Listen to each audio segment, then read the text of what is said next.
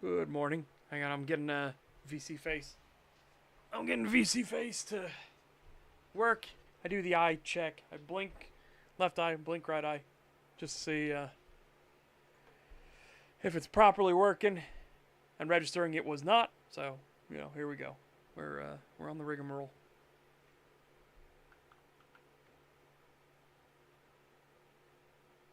Testing, testing.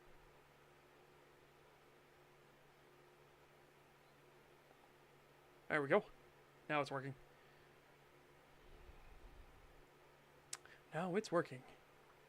Right. Whoops. Not what I meant to do. I just go over here and open. I meant to come here and have that open. Good lord. Blah. Pushing all the buttons. Push all the buttons. One of them will work. That's how that works, right? Yeah. Good morning, good morning, good morning, everyone. Hope you guys had a fantastic evening and a fantastic night's rest. Mine was not good. I just couldn't sleep. And then when I did sleep, it was 5 in the morning, so I got like a 4-hour nap. Technically 3 hours and 50 minutes nap, but splitting hairs. Just is what it is. It do be like that sometimes. It do be that way.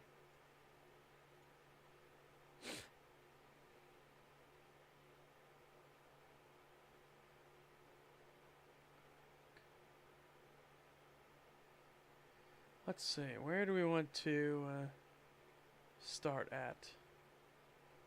Where do we want to start our preview at? Pushes all the buttons, opens up the werewolf folder. You joke, but that is a legitimate risk.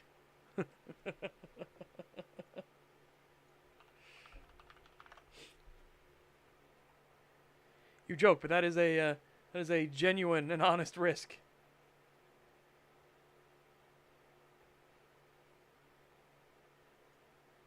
Oh, hang on. I need to start up Precision X1 because I heard the graphics card rumble. Morning, Threadnut. Morning.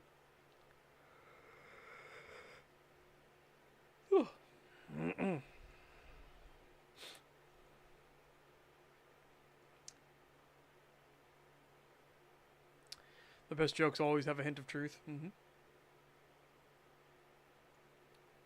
I agree.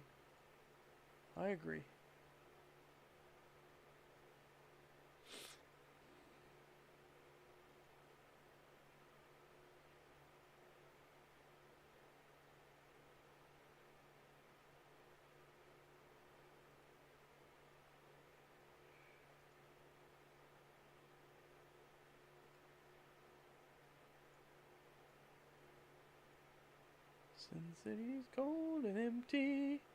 No one's around to judge me. I can't think clearly when you're gone. And I said, ooh.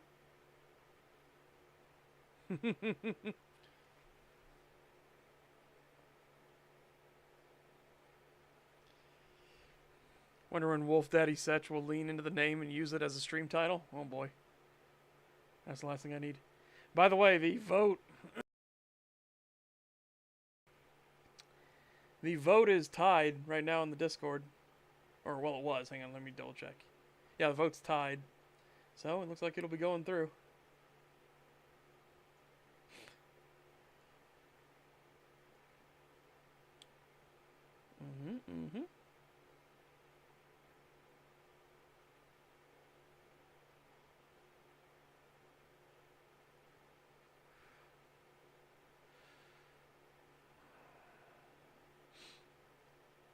Oh. I see you left me one hell of a wall of text. Hold on.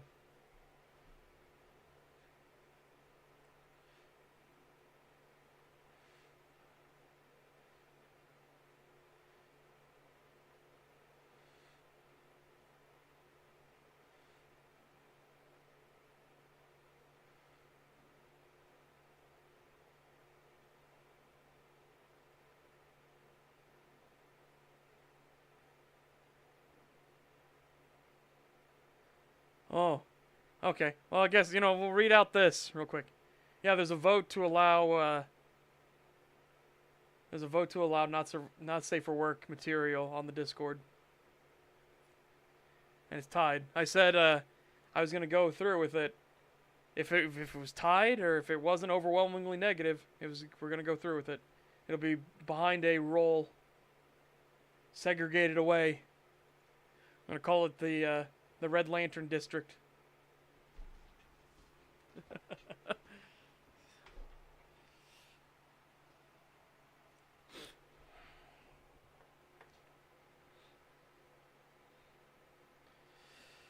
Right. Okay. So, I'm going to read this. I'm going to put you on the spot, Jojo. There we go. Those are the Clawglyphs now all done. Above my head. No! Too late.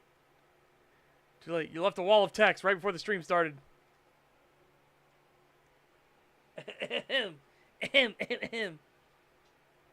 Here we go.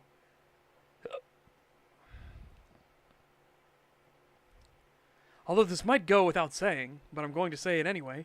Otherwise, why even post this? But after the stream, I started thinking about the Clawglyphs and their potential meanings behind them, about more than just the representation of the caste they belong to. Of course, this is just my interpretation, so I have no doubt I will be wrong on certain things. Of course, some of these are going to be no-shit Sherlock moments, but want to include them for the sake of completion.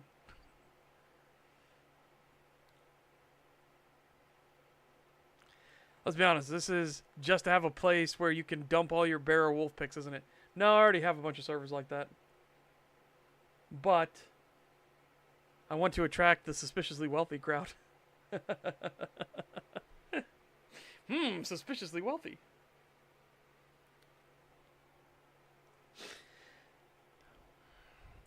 But without further ado, morning, Jody. Wrecker. The clawed moon uses 3 motions: a clawed finger to draw the moon, the moon, then a right and left hand diagonal swipe. Simple yet powerful, as the claws represent the strength and ferocity that their opponents will face. Perhaps one of 2 easier glyphs to replicate. If Wulvarin Wreckers were just the dumb muscle, then keeping their glyph simple would be beneficial. But of course, this is only a if. For what it is, it gets its point across, just like the Wreckers it represents. They're not dumb muscle. I can tell you that. But it is simple. They are the warriors of the full moon. That's the Wrecker symbol right there. They are seen as dumber than the Hjaldrskald, though. But to be fair, the Hjaldrskald, which is that symbol right there, are the they have memory enhancement and stuff like that as part of their caste.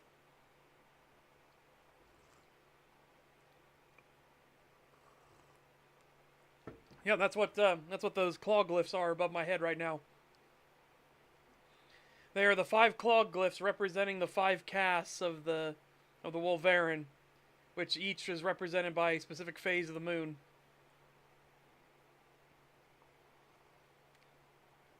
So what phase they're born under is what their caste is. So that's what the glyphs represent. So that's the Wrecker. That's the Speya. That's the Domari. That's the Guthi. Or the Guthi. That's the Hjaldrskald.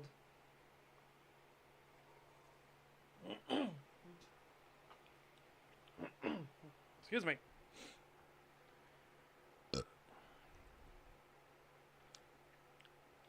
Yeah, they're, the Hjaldrskald make fun of them as being full moon-brained idiots. But it's just because they're the more eager, gung-ho, like, let's get it done types. And usually the Hjaldrskald are the ones that have to grab them by the scruff and be like, no, no, no, no, hold on. Hold on, wait a minute.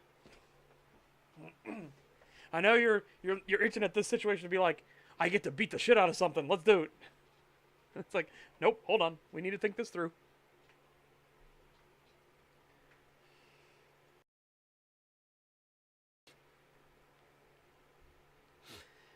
Anyway, the Hjaldarskald, the musical singing moon, uses 4 motions: a clawed finger to draw the moon, a swipe down to make the strings, a gentle wavy swipe to the left or right, depending on waning or waxing, followed by diagonal swipe across the bend and the wavy swipe.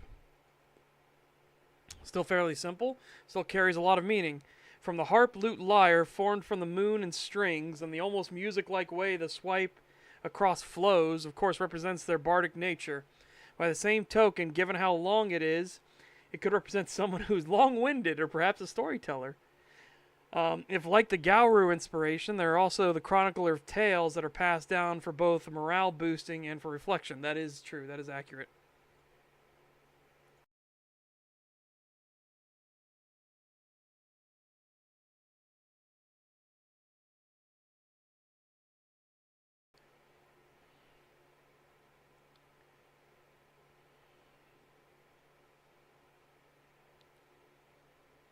Oh, that is interesting, Duncan. We're reading out JoJo's thing here. He's put together a wall of text, technically 3, about the Clawglyphs. So we're reading it and judging him harshly.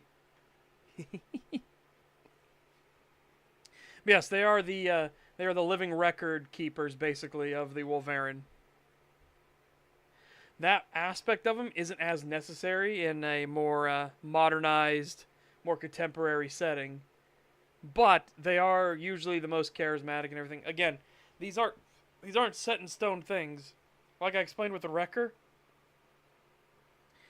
Wreckers don't have to be like brute force all the time. Like, they could have done anything before they awakened to be a Wrecker, right?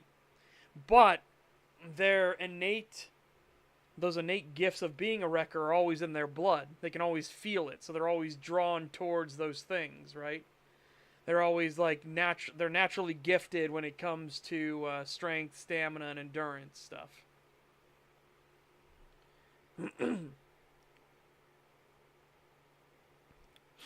Yeah, alright. The Damari, the balanced moon, uses 4 to 5 motions. It should be, let's see. Whoop. Whoop. Whoop. Whoop. Yeah, it would be 4 motions because you use a double claw at the end. Both hands. Yeah, 4 motions. Clawed finger to draw a line down the middle for the moon. 3 fingers are used, although the 2 inner fingers start and stop after the outer finger passes over the line. The 3-finger swipe can either be left or right depending on waning or waxing. That's correct. Clawed finger going across that rests on top of the curve of the moon, then either using the same finger to draw the 2 scales or using each hand to draw them, or using 2 fingers of the same hand depending on how big the glyph is. It's not going to be 2 fingers of the same hand, that's for sure. It takes too much dexterity to do that. Oh my god, I'm trying to do that with my fingers now. Like, even if we made it like really small. Oh my god. Try to go from your fingers being together. Slide your fingers down slightly and spread them apart, and then slide it back up slightly. No, that's not happening. Not happening. Perhaps the most complex glyph, but that just reflects the complexity of law that they carry. The scales represent equality, although that is a given, as it's the theme of most judiciaries that they should strive for. Yeah, balance.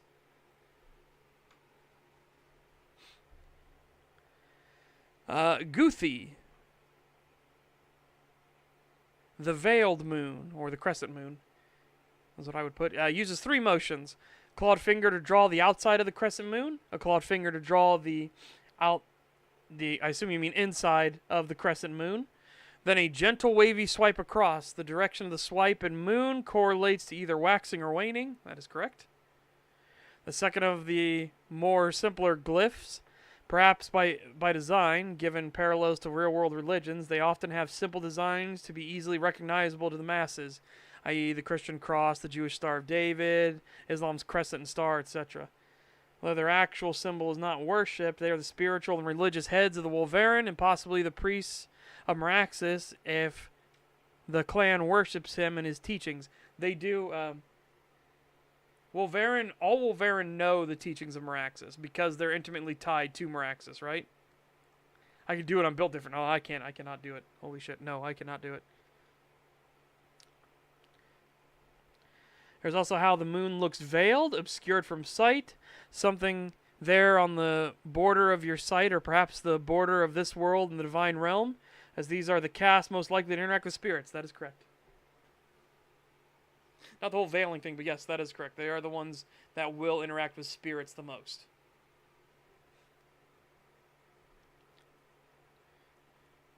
Morning, Eldridge again. We're going over a post that JoJo made. Speya, the sightless moon, uses 4 motions. A clawed finger for each side of the new moon with a gape in the middle. With a gape between the start and finish of each side. 2 fingers starting close together, then bulging out and closing together to form an eye in the center between the 2 halves of the moon, then a 3-finger swipe down the middle of the eye. One can draw 2 meanings from the clawed eye, the first being the unseen eye, as scouts and spies wish to see but not be seen, to gather the lay of the land or intelligence on their foes but leave no trace of their passing. The second and more obvious, they are the remover of eyes, the clan's assassins, able to take out those their clans deem need to be taken out, for they might have seen or know too much, which could put the Wulvarin at large in danger. I mean, yeah, that's pretty good. It's pretty good interpretations of it, actually. Yeah. Because, yeah, they are the spies and scouts, and they do act as assassins from time to time, given their gifts and capabilities. Like, a lot of their stuff, especially, is really effective at distraction and disorientation of Wulvarin. So while they're nowhere near as strong as the Wrecker is, they don't have the same stamina, endurance, and strength as the Wrecker. They're terrifying in that it's not about like the pure ferocity you have. It's about how effectively and efficiently and quickly you deliver fatal damage, right? It's why really high-ranked Domari have the Executioner's block, which is a terrifying ability that they get. Speya have similar things known as the Executioner's Fang.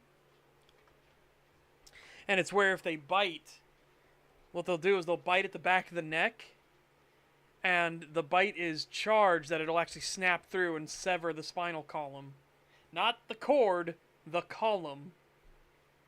Now that starts healing rather quickly, but you're going to be fucking out of it for a bit. And if you can imagine being out of it for a bit, unable to react, while a thing that just bit through your spinal column is still behind you, you're probably not long for the world. You're probably on the short list of taking the express lane to the Divine Realms permanently.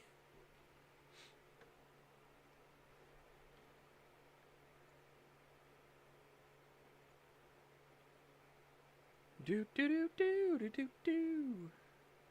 Alrighty.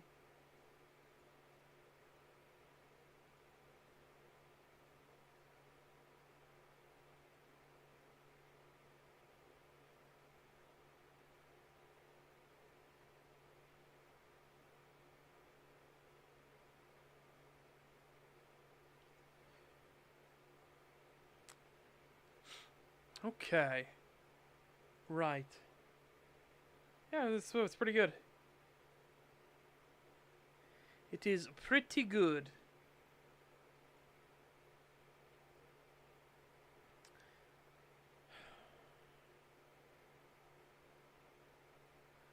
So, let's do a bit of a preview. Shall we? William grumbled as the next teams trickled in slowly, thus allowing his teams to exfiltrate the area. This was a careful process so as to draw as little attention to what they were doing as possible. Limited Woo! Couple belches. Nice. Limited number of vehicles coming and going, spread across a couple hours at slightly shifted intervals. A dance of economics to mask and obfuscate what was going on out here. When it was finally time for Jonathan and Samantha to leave, whoopsie. I'm glad I did reread this. When it was time for William and Samantha to leave, he was more than ready for it. He even waited by the car for Samantha to be finished and smiled warmly as she approached him with an eagerness in her gait. William immediately opened the door to the car and gave a nod of his head to her. She then graciously slipped into the car and William shut the door for her. Too many Williams in that. And he shut the door for her. There we go. Better. Oh yeah, no, I understand that. Yet no sooner had he climbed into the driver's seat did the dispatch radio kick in.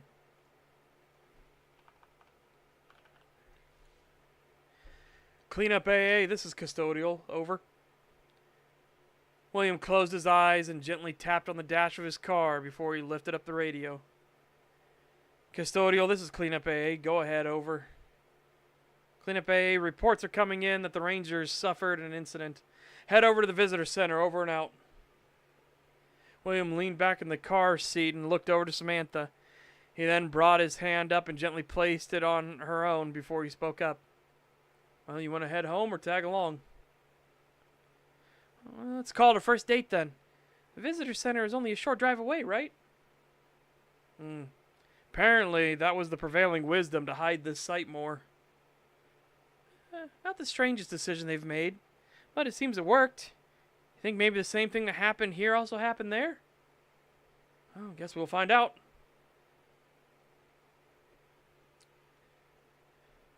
Chapter 7. Cover-up. Michael looked at Sarah, who was turning the pistol over in her hand a few times while she looked at the Ranger. Look, just get it over with, all right? It's the waiting that makes it worse. Sarah then tilted her head and rolled her eyes before she raised the pistol at Michael and fired a few rounds. The Ranger grunted as the vest caught the rounds, and then he started to suppress the healing capabilities of his body. Jennifer winced some as she saw the Ranger take off the vest and show the welts and bruises forming. Oh, that'll come with Smile Wolf. That'll come with Smiling Wolf Studios. Remember, their entire plan is serialized porn, serialized werewolf porn. Right now, run out the back, fire off a couple more rounds, and then I'll fire out the back and at the wall a wee bit. Does all this, Jennifer looked uncomfortable as Sarah ran into the office and then out the back door, while Michael grunted and began to fire off his service pistol, which further made her flinch. Aye, it'd be necessary, lass. We need something at least plausible for what happened here. It's the best I could think of. Right. Now, we just need to get the other Rangers in. Are all the Rangers, Of course not, lass. It'll only be some of us, but there be enough. Jennifer raised a brow and was about to speak up when she saw a couple of trucks pull up. These were other Ranger vehicles, and she looked at Michael intently. What do we say about my back? I said before you ran into a spot of bother, yeah? Well, congrats. Your story now involves a wild animal attack, too. If they even ask. Though, my gifts took care of the worst of it. Michael could tell that she was nervous, especially given the way she was starting to fidget. Lass, calm yourself. And not to be a lie, just the order changed a wee bit. You'll be fine. We'll be fine. Jennifer started to speak up, but a few Rangers came rushing up towards Michael, who was resting against the car, now sitting in the lobby of the visitor center. There were 3 of them in total, 2 men and a woman, who made a quick sweep of the area to make sure all immediate threats were gone before one of the men approached Michael. By the gods, Mikey, you all right? Fine, Steve. Vest caught the rounds, thankful. Got some bruising for me trouble. The man was slightly shorter than Michael was, but he looked to be in better shape. Jennifer wasn't sure who the man was, but given the others seemed to give him authority of the situation, he was likely someone of higher rank within the Rangers. What the fuck? Pardon. Why would anyone want to break into a national park visitor center? Well, I didn't put much stock in an overabundance of brains between the pair of ne'er-do-wells. You know how criminals be. The man nodded his head and slowly took off his hat, drawing a hand through his hair as he let out a long sigh to try and steady himself. So when Jennifer got to see the neatly trimmed and maintained brown hair that was wholly consumed by the stiff-brimmed alpine hat. You need medical attention? If it weren't a bother for ye. Michael made a show of exposing his chest and stomach, where several welts and bruises had formed. Jennifer saw, though, just how durable these wolves were, so the ranger must have been using a lot of will or something to keep from healing those injuries quickly. Right, well, Sarah, Rodney, get a hold of medical service and local PD. We're going to lock the site down and coordinate with them to try and find our suspects. Judging by the blood in the sprinkler water, our boy Mikey here, Mikey here nicked one of them at least with a round. Michael, you see which way they went? Aye, right out the back. Well, we'll gather up a few more rangers and start searching. Full loadout for them. Stephen then turned to look at Jennifer and gave a nod of his head. Apologies, ma'am. Wasn't trying to exclude you out, but we're on a time crunch now. You doing all right? Need any medical attention or anything? Jennifer stood there for a moment and watched as the other two rangers were already getting on the radio and calling in for assistance or to relay orders. She nervously grabbed at her wrist and looked down some before trying to urge herself to speak. One of them grabbed me. Was going to do something horrible. She panicked a little, thinking she said the wrong thing, and this flooded her mind with self-doubt. She didn't realize that a small tear was forming in her eye and that she was so tense before and finally was relaxing. Stephen's face softened some, and he stepped closer to her and offered a hand out. Hey, you made it out of the... There. Hey, you made it out of the other side, all right. Feel free to take a seat. We can have the paramedics check on you, and we won't let you out of our sight, okay? Jennifer tried to nod her head, but let out a soft sob, as if her body was finally putting together just how close she was to a horrible fate before. In the moment, it seemed surreal, and like she had to act. Now, though, that the cover-up started and she was safer, all those worries and doubts flooded back to her. It felt strange to feel so out of control and out of sync with her own body, but perhaps this was what was needed most for the charade. Or the charade. I would say it either way.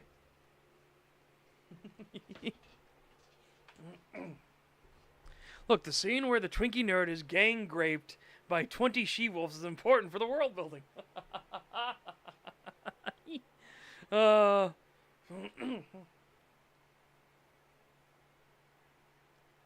Look, okay? Smiling Wolf Studios, very, very lustful, like indulgent, serialized werewolf porn set inside the hotel is very important for the world building. It technically is, by the way. But obviously we're not going to go into a lot of details on that, right? I plead the fifth. But no, well, it won't be, there's not going to be a lot of like risque or like any details, things like that for it, right? I think the most is going to be the one where one of the airheaded bimbos that's there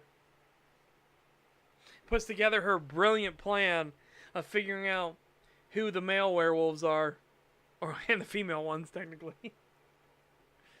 But wait, their bits are different when they're shifted. Therefore, and she pulls down the nearest guy's pants and starts giving him head, and that's what makes Jonathan like lean back in his chair and look to the rest of the people at Smiling Wolf is like, Holy fuck, get on the line with our lawyers and make sure these people might be too dumb to actually consent. I know she's a porn actress and everything, but by God, she might be too dumb to legally consent.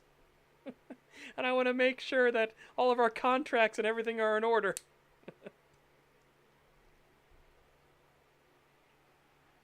My God. My God. But again, it's part of why Jonathan's doing it too, right? It's why Jonathan is doing this as well. He's very much enjoying watching a bunch of airheaded bimbos and himbos trying to solve what should be a very easy puzzle to put together. Again, because of the limitations the werewolves are under, that they have to do, like, they can only pick one target per night. Like, when you see them with a target, follow them. They'll have to turn back eventually. They have to be there for morning roll call. You can just follow them. Be like, no, you're not going anywhere. I'm just going to stay with you. I'll hold your tail. Be like, damn it. Damn it, go away. Go away. Shoo. Shoo. Shoo. Shoo. Get out of here.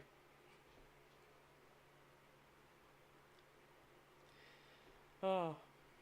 Yeah, of course Michael's going to be like, how many people are going to fucking die with this? And it's like, no, nobody. Nobody's going to die with this. That's not the plan. Unless something goes horribly wrong. Granted, I can't, like, plan if somebody has an allergy and then eats something they're allergic to or some bullshit. But we're going to have paramedics on standby and everything. Those paramedics are also werewolves, by the way. Yeah, that's his entire plan to kind of like soften the blow for whenever the shroud finally falls and there's no denying that werewolves exist. And his reasoning was, and a lot of the other people are thinking like, oh no, you're just using it as an excuse, right? Even Michael thinks that he's using the past as an excuse to engage in such debauchery. But then he gets to see what Jonathan saw. Because Jonathan was alive when the dragons were revealed. And the entire world collectively turned its head and realized that there was now a threat. And that's what started one of the world wars.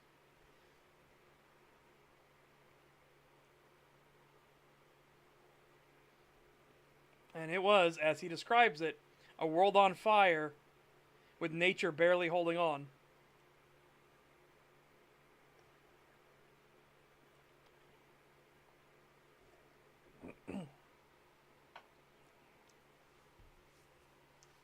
Now, the war eventually came to an end. The Republic was one of the first nations to actually stop the war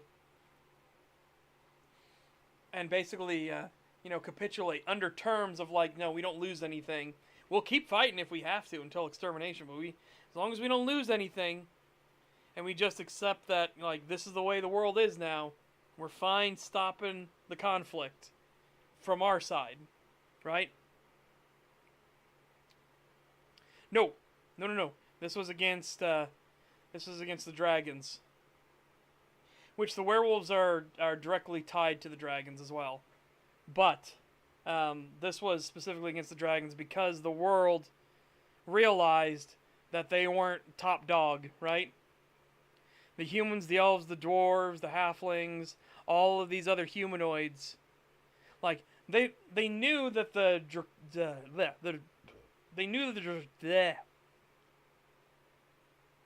I kept trying to talk and I kept belching. What the fuck? They knew the Drakine and the Drakmolkine existed, but they didn't realize that the Drakine and the Drakmolkine were serving the Dracoran, because they hadn't, the dragons had remained isolationist to themselves. Once the dragons were revealed, it started the World War. Now, this was not the first World War. This was actually the third.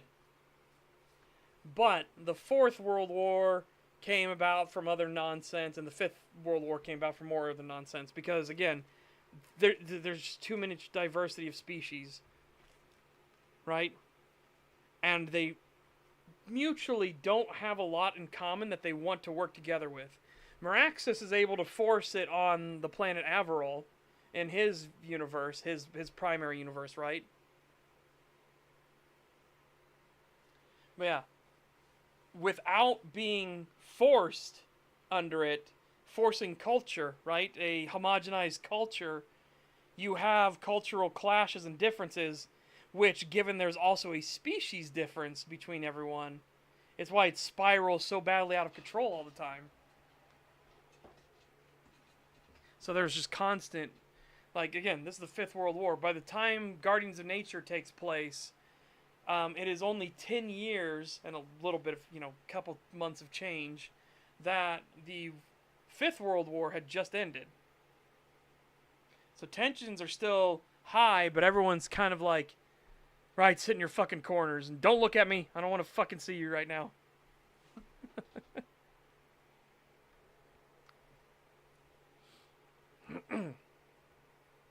But yeah, when the dragons were revealed, it caused a huge fight all around the world.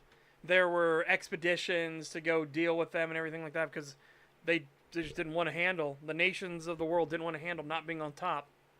And of course the dragons reciprocated the violence, except they're dragons, so they are the font of magic, so their violence was quite devastating in return. Like entire cities and towns and even parts of the map wiped off the map. Being like, oh, okay, that's how you want to play? Alright, fuck you then. I was content. Over here. We had our own little internal politics and squabbles we were dealing with. But no, no. You wanted to bring guns. You wanted to bring digging machines into my fucking home. Well,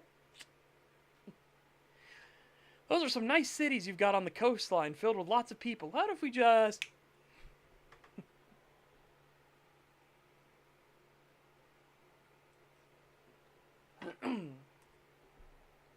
Yeah, it was actually the Republic that stops it first, that stops fighting first.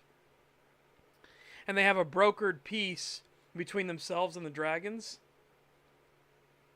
Now, what people don't realize, and this is part of why Jonathan is really skeezed out, right? What makes Jonathan like a bit nervous is that if people start putting pieces together back through history, because the reason the Republic even reached out with an olive branch was because there were a lot of other shifters, werewolves, ravens, all kinds of things, werewolves, were-ravens, all different kinds of shifters who were trying to do their best to protect nature and everything, but were like, this war is the bad one. This is the really fucking bad one. So they would get themselves involved in like local politics and everything like that.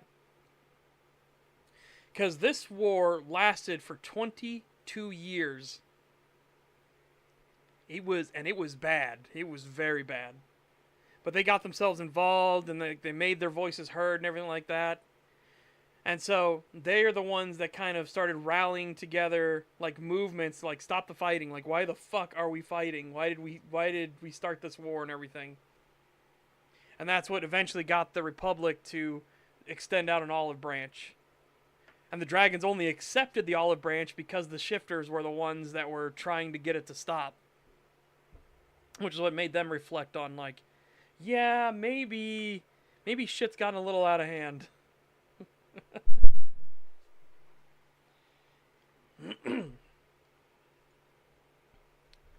So Jonathan has that fear in him of what happens when the world realizes there are werewolves, that werewolves do exist. Because technology's getting better and better. It's getting more awkward to cover these things up all the time. So his idea is to softball things, to slowly introduce the idea of shapeshifters and things like that. Only he's doing it through the avenue of porn. Because that's part of his sin, right? His sin is the sin of lust. But he's doing it that way because he's like, well, if we can get people that are like, when they see one of these shifters, like, yes, please. That's way better than when they see a shifter and they're immediately like, get your guns. So, that's what he wants to happen. So he's slowly been introducing that, and he's been doing that for over 100 years now. Trying to introduce this concept. Slow and steady. Now it's ramped up a bit more because more of the internet and everything being more globally interconnected.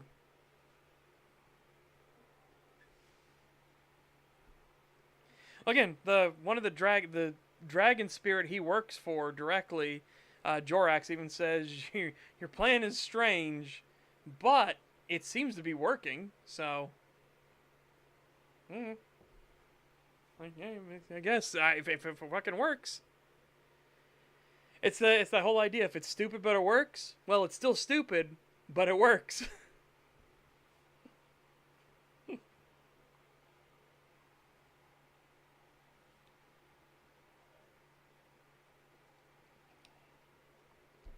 Yeah, Smiling Wolf Studios aren't the only one that are trying to like do this. A lot of the embracers are trying to like slowly soften things.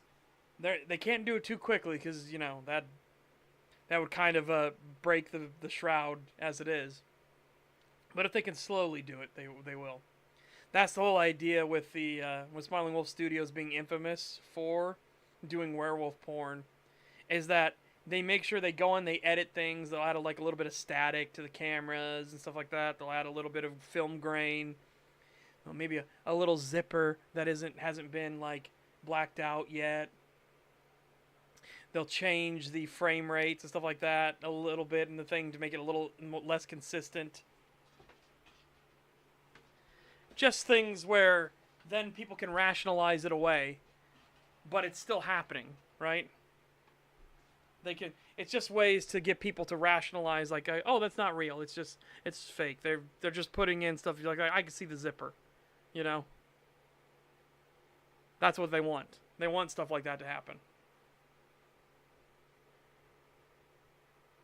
Yep, Smiling Wolf Studios is a porn distributor, but not just. There's technically a lot of people underneath the Smiling Wolf Studios tribe.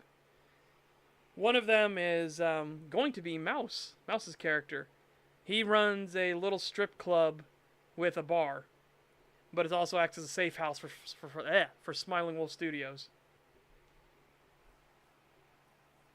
But there's all different kinds, depending on what Embracer is, what Embracer and what sin they have, right? What Embracer tribe is there. Like you'll have the ones that are associated with gluttony that are embracers. Their big one is they have like a collective of chefs and everything that they work together. Because if you're going to be a glutton, you might as well have good food, right? So that's what they do. The Smiling Wolf Studios distribute spicy werewolf chatbots as well? No, they don't need to. They already psyoped the fandom into existing, right? They don't need to do that. The fandom will do that entirely on its own. Yeah, you have, like, again, the ones that are the gluttons, they're the ones that do chefs and everything like that, right? You have the ones that are avarice, they're the ones in charge of banks and stuff like that. Banks and stock markets and things like that.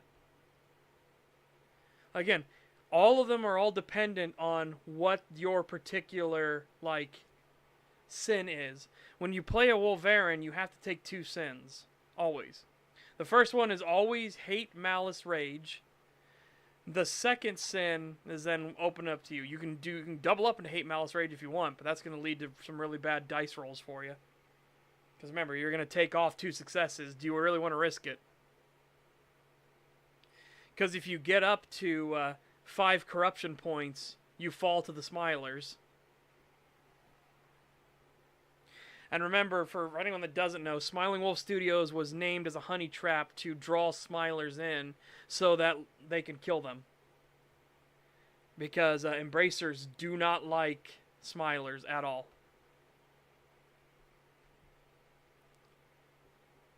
Meanwhile, the disciplined are much more standoffish, and they're the vast majority of werewolves and all the other shifter species. They are far more in the majority.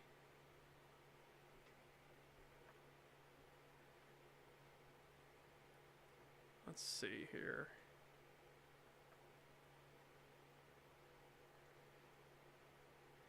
Yeah, so a lot of it comes down to like why are the Smilers getting involved in the situation, everything like that too, right?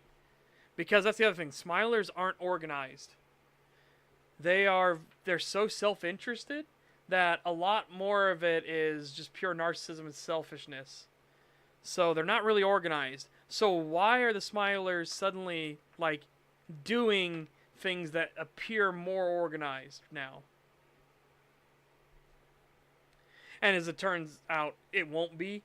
It's not organized. It's just it's a hellhound that's particularly playing on all the different Smilers, sort of their own like sins and everything that they get too indulgent in, so that they can get stuff done. Yeah, so it's not an actual organized plan. It's one hellhound that's trying to show some ambition and initiative. Because this hellhound wants to be in charge of everything. Because again, the hellhounds are fallen Wulvarin. So, they are still just as self-interested. They're just as narcissistic. They're just as unorganized. They want to be at the top, though.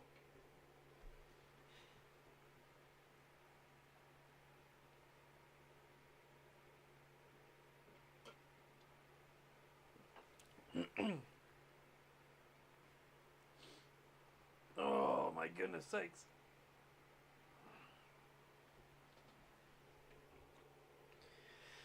Oh, right. Yeah, then we've got so like envy, those embracers that have envy or pride. Pride are the ones that are much more like they're the ones that are in the fashion industry and everything, right? That's their big cover. Each one of the embracer groups has its cover, what brings in money and everything for them, right? Envy embracers are a bit of a special breed, because they're the politicians. Don't hate the player, hate the game. I fucking hate this game. So they're the ones that more intermingle into local affairs and stuff like that. But they have to be careful with it because Wulvarin can live so much longer than the other humanoid species. So they have to like, finesse and finagle things. But sometimes it can be fun to, get caught with your hand in the cookie jar and then have a whoopsie, there's an accident, and oh no, that politician's gone. But now, a couple of years later, there's a new star rising up through the ranks because Wulvarin can fiddle with the age of what their Mother looks like, aka their humanoid form. It's why the one Spay at Smiling Wolf Studios, he continues to look like an old man, because people underestimate old men, right? So him like leaning slightly forward, head down a little bit, mustache so big it covers his mouth and everything. He's got wrinkles all over his face, stuff like that. He still moves okay, but it's clear he's old. He looks fucking old.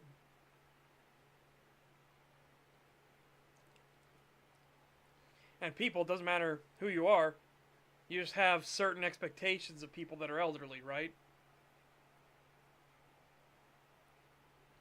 Oh, they're not going to be so quick. They're not going to be nimble. They might get stuck in a rut, sort of thing. They might do something weird. That's just them being old. Who cares? So it actually helps with his work of being a Spaya.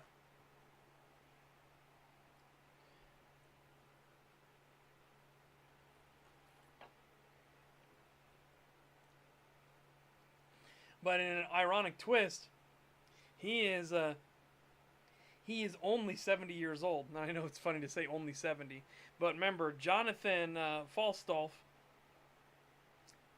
who is the leader of Smiling Wolf Studios. He's the leader of the tribe, Smiling Wolf Studios, and the owner and operator of Smiling Wolf. He is 202 years old. But most people don't know what most mundane people have no idea what the leader of Smiling Wolf Studios looks like, so that's why he doesn't have to put on airs or anything like that. Oh, going Biden light. Essentially, yeah, he's using it as a cover, though. Right? It's not a genuine, like, mental problem or anything like that. Like, he suddenly go crazy. Are wolf whistles the same in this universe? Well, it depends. If you're a Hjaldarskald, they're actually part of an attack you can do known as the Siren Screech. Which, violently, if the target hears it, violently explodes their eardrums.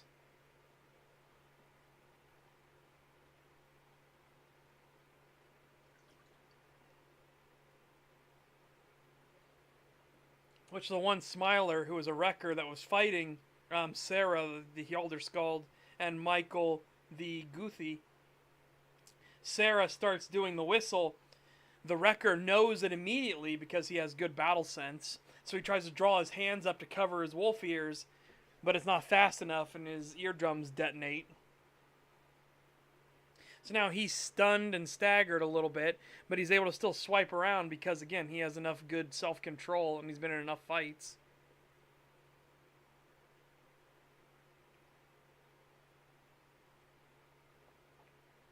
Now, for any other species, that would be like, you know, game over. Your eardrums just exploded. You're kind of fucked. But for Wulvarin and other shifters that can heal rapidly, that's an inconvenience. However, it's an inconvenience that can turn fatal because now you're not as coordinated in your movements and everything like that. You have to take that little bit of extra time to make sure you're actually swinging in the correct direction. You're actually standing upright. Your balance is all fucked. Until it heals. But then the wrecker, after he takes a swipe and gets Sarah to back off, and she's about to come back in, she sees him channel Ursine Rage, which lets him trigger the bear endurance. So it regenerates his ears instantly. He grows a bit bigger and more bulky, and his hide gets thicker. And she realizes, oh, okay, yeah, not only is this... Michael, what the fuck did you get me into? Not only is this Smiler a fucking wrecker, which is already bad news, because it means he's a warrior of the full moon, but he must have been a high-ranking one, because he's starting to pull out shit that you can only get when you're higher rank.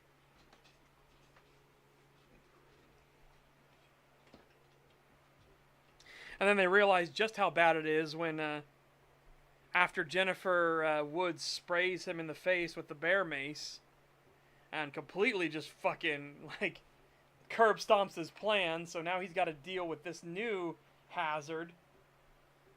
And he ignites his claws in hellfire, and that's immediately, like, those are when all the alarm bells are going off, because not only was he a high-ranking wrecker that fell to the Smilers, but he's damn near on the verge of falling to become a hellhound itself.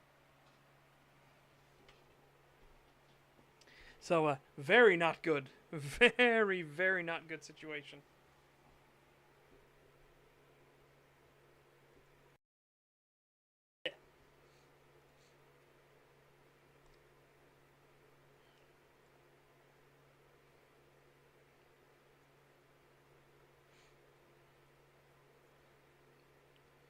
Okay. I do need to do like a bunch of the... We're going to have to put in a shit ton of gifts and stuff like that, right? Oh, also, I need to mention... I came up with a third, because I didn't like just having shamans and druids for those that can interact with spirits that aren't involved with the shifters. So I have shamans, druids, and wardens. Wardens are going to be those that interact with the flora spirits, right? So the trees, the grasses, the flowers, everything like that. That's what wardens interact with the most. The shamans, or sorry, let's jump all the way to the druids. The druids interact with the animal spirits the most. So that's their bread and butter. So wardens are all about the plants, the druids are all about the animals, and the shamans are the in-between because they are the ancestrals. They deal with the ancestral spirits. And those can lean either way, right? So they're much more of a mixed bag. So it's kind of like you have one extreme, the opposite extreme, and then the middle. So yeah. So warden, shaman, druid.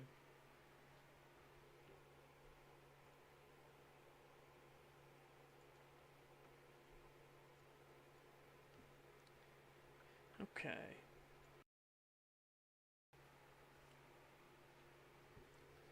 And you can see our web is spreading out more and more and more as we're going through everything.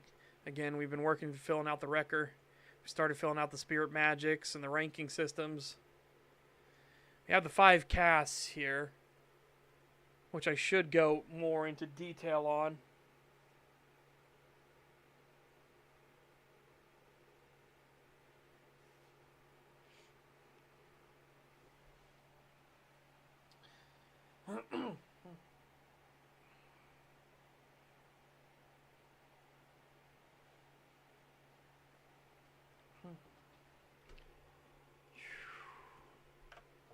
Okay. Those that are born beneath the full moon. These Wulvarin have increased strength, stamina, and endurance compared to other Wulvarin, and thus are a nigh unstoppable battle force against other shifters and more mundane humanoids.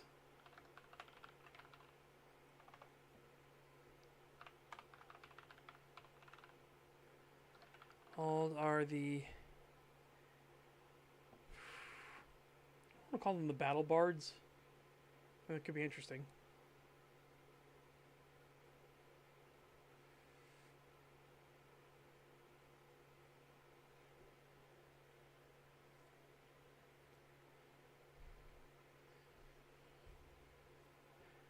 Are the battle bards of the gibbous moon. You know what? As I capitalize that, we're going to capitalize this too. Full moon, gibbous moon. They are a frontline fighter like the Wrecker, but do not match their strength, endurance, and stamina.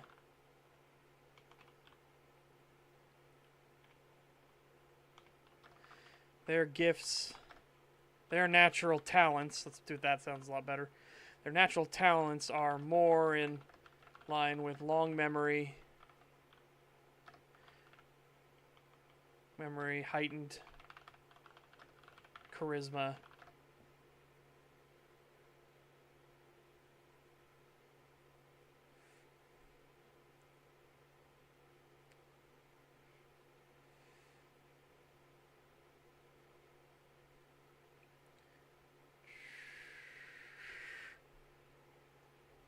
I don't know.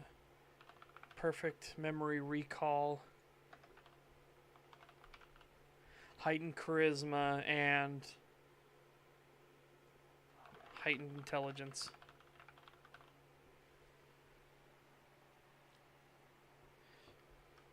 That's also why the Yalder Scald will give Wrecker's shit a bit, right? And again, you dumb full moon brained warrior, you dumb full moon idiot. Like, even though it's not true, right? Like, Wreckers don't have to be stupid. They can be, but when you become awakened to being a Wulvarin, usually you get a pretty significant intelligence increase as well. Because battle sense is very fucking important, right? Your ability to adapt and change to a situation on the fly. Because the way you get killed, unless you're lucky and you live to old age, and old age for Wulvarin is very long given their regenerative capabilities. But,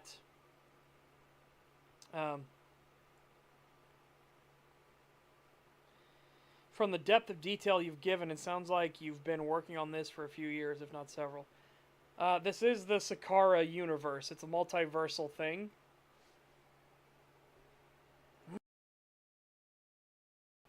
And I've had Wulvarin in my universe for, in my writings for a long time, but I've never fleshed them out fully and properly, right? Because the first one who interacts with Wulvarin is Cordysoth. Cordysoth,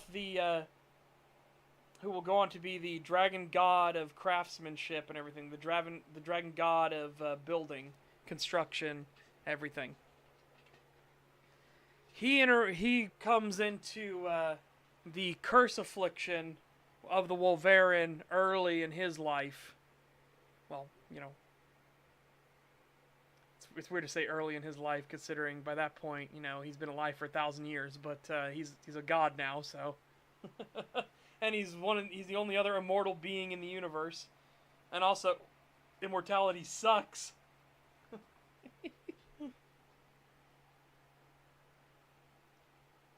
Cordysoth really is the exploration of just how much immortality can fucking suck. Yeah, so, he's the first one that comes in contact with them, and he has a connection to them because of the infliction he got from the Black Wolf, the originator of the curse.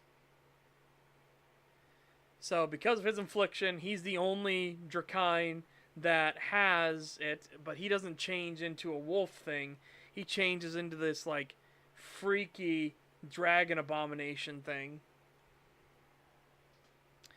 So he brings the Wulvarin species with him, and he kind of, like, starts sprinkling the seeds around, like, that's a really cool idea, you know, sort of thing. And he's sprinkling it around just to add a little bit of spice to his world, on the behest of Storyteller. Storyteller talks with Cordysoth and is like telling him like this could be an interesting like little twist here and stuff.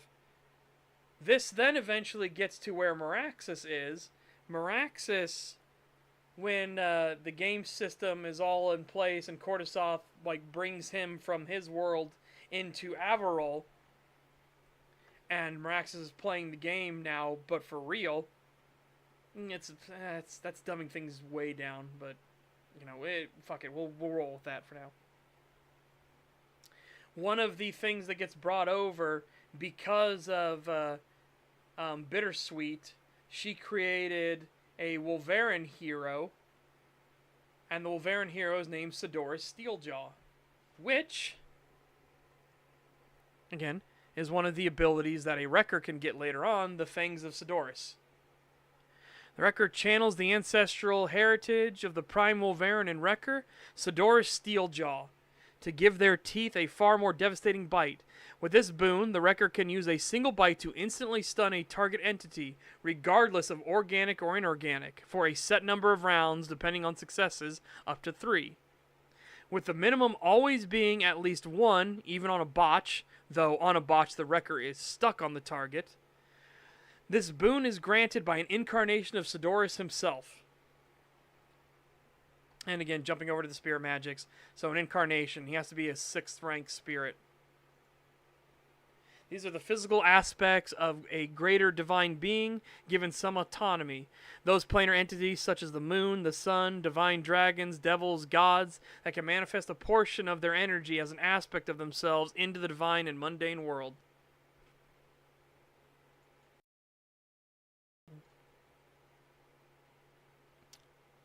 No, that's the whole point, is he cared before that. That's why Cordysoth chose Meraxis to begin with. Meraxis ascending to the divine realms, like, Cordysoth always hoped it would happen. He didn't realize it was going to happen so fucking quickly. And he didn't realize that Meraxis was going to fill in a niche that Cortisoth didn't realize needed filling, because Meraxes becomes the dragon god of dragons. So he has the divine authority over all dragons, including Cortisoth. And Cortisoth is frustrated at him and just like, you, what? What? Fuck. I didn't know that was possible. And the reason he has that authority is because Severus basically says, yes, you're an aspect of me. Which, Cortisoth is an aspect of Severus. Cortisoth is an aspect of Severus's ability to create. Meraxes is the aspect of Severus's, well, a bit of his rage, but also an aspect of Severus's authority. Meanwhile, Storyteller is an aspect of Severus's creativity. Right? You went over my helmet. Again, Meraxes didn't plan on doing that. He wanted to be buddy-buddy with Cortisoth. And they are still friends, but Cortisoth still has that bit of a sore spot. He's just like, ugh. Like, I hate that this young upstart is higher ranked than me now. Fucking... just... Damn it. Also, Meraxes displays an ability that Cortisoth can't wrap his head around, which is the ability to make more of himself. Which is how Meraxes is technically immortal. But that's just because he can jump to one of his other aspects, right? If his prime body were to be destroyed, he can jump to another aspect of himself and to make that the prime. Cortisoth doesn't understand how the fuck he does it. Cortisoth can make incarnations of himself, but there's a difference. Meraxes' incarnations are Meraxes. It's just the prime body isn't piloting it. When the prime body does pilot it, it becomes an avatar.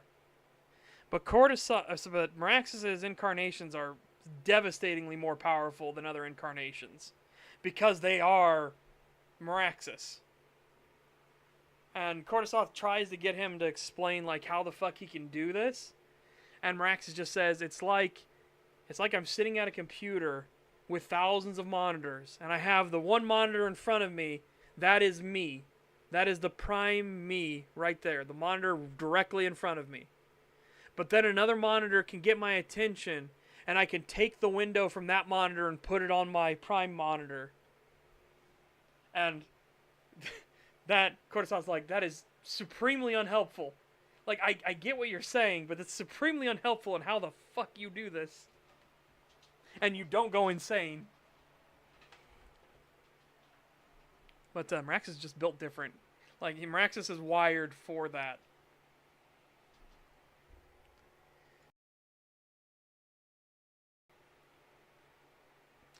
So Storyteller gets him to introduce it. Meraxes, again, he cared about all the NPCs and everything beforehand. At first, he was a little more like, it's just a game. And then he started playing the game like, but what if, like, I actually started thinking about things like the economics of stuff, right? Like, and so he set up Starlight to be a roleplay guild, right? Yeah, basically, that's kind of Meraxes, in a sense, yep. Except all the TVs aren't just like cameras. They're not just monitor things. They are him. Like trying to explain color to the blind in a sense. Yeah. That's essentially what it is. Meraxes can't explain how he does it. It's his innate capability. It's the same thing Severus does. All those different aspects, all those different Severuses in each multiverse, they are Severus. They are actually Severus. He is there and present in all of them. He's not omniscient. He's not omnipotent. Well, technically he's omnipotent because he can wipe out universe and stuff like that. But, you know what I mean? He can't, like, do everything at once. Right? He's not all-powerful. And he's not all-knowing. He only knows what he can see. However, because all of those different Severuses are him, he gets way more information way more quickly than anyone else, right? Meraxes is the only one that challenges this, and he can do the same thing that Severus can now.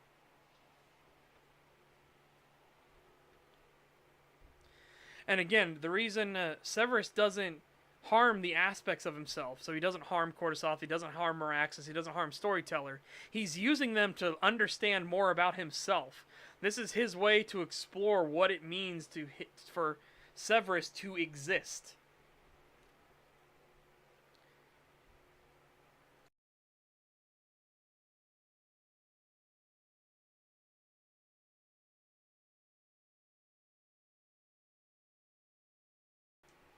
Yeah, so Meraxes, what Meraxes did was he started looking at things like more like, how would I set up an actual thriving kingdom, right?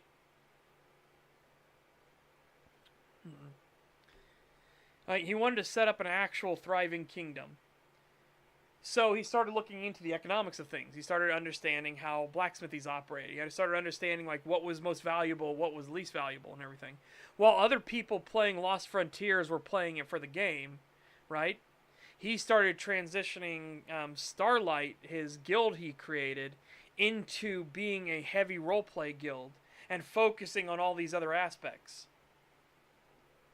This was during the rise of popularity of Lost Frontiers. Now, nothing stays number one, like, at the peak forever. Eventually, fatigue, like other games coming out, other games that are closer towards other people's interests will come out, and they'll drag them away. Right?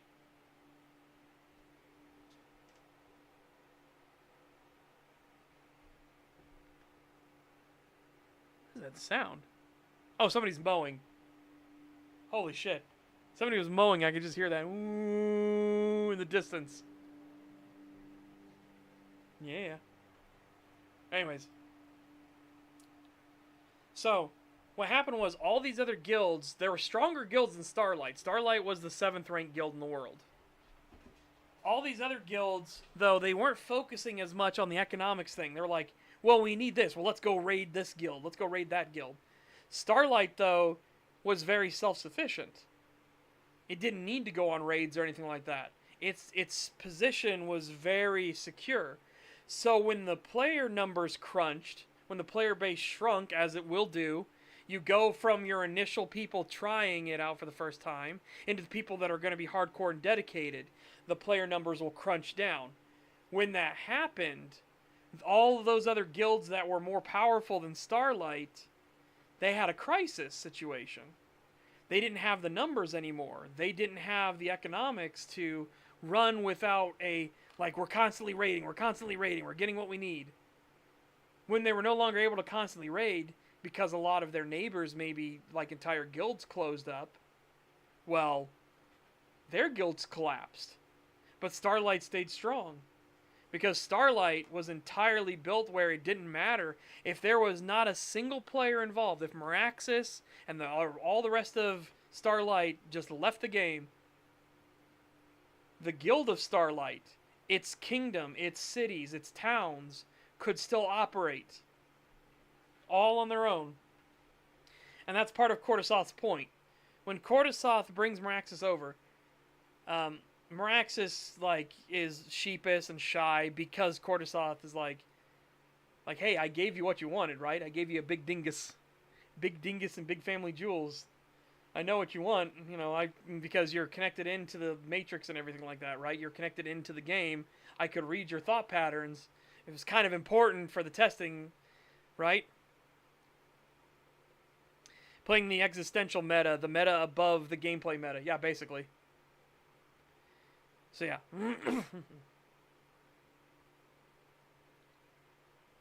Yep. Exactly.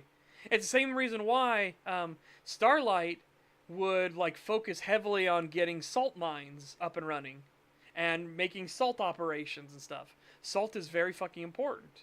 It doesn't seem that important, but again, the first thing that they check on when all of Starlight gets dragged over to Averil into this other world, the very first thing Meraxes has them check on, besides the magic warding and everything like that around the kingdom, he has them check on the salt mines. Because salt is very important for animal husbandry. It's very important for farming and sustained living. It's very important for food production. And most people forget that, right?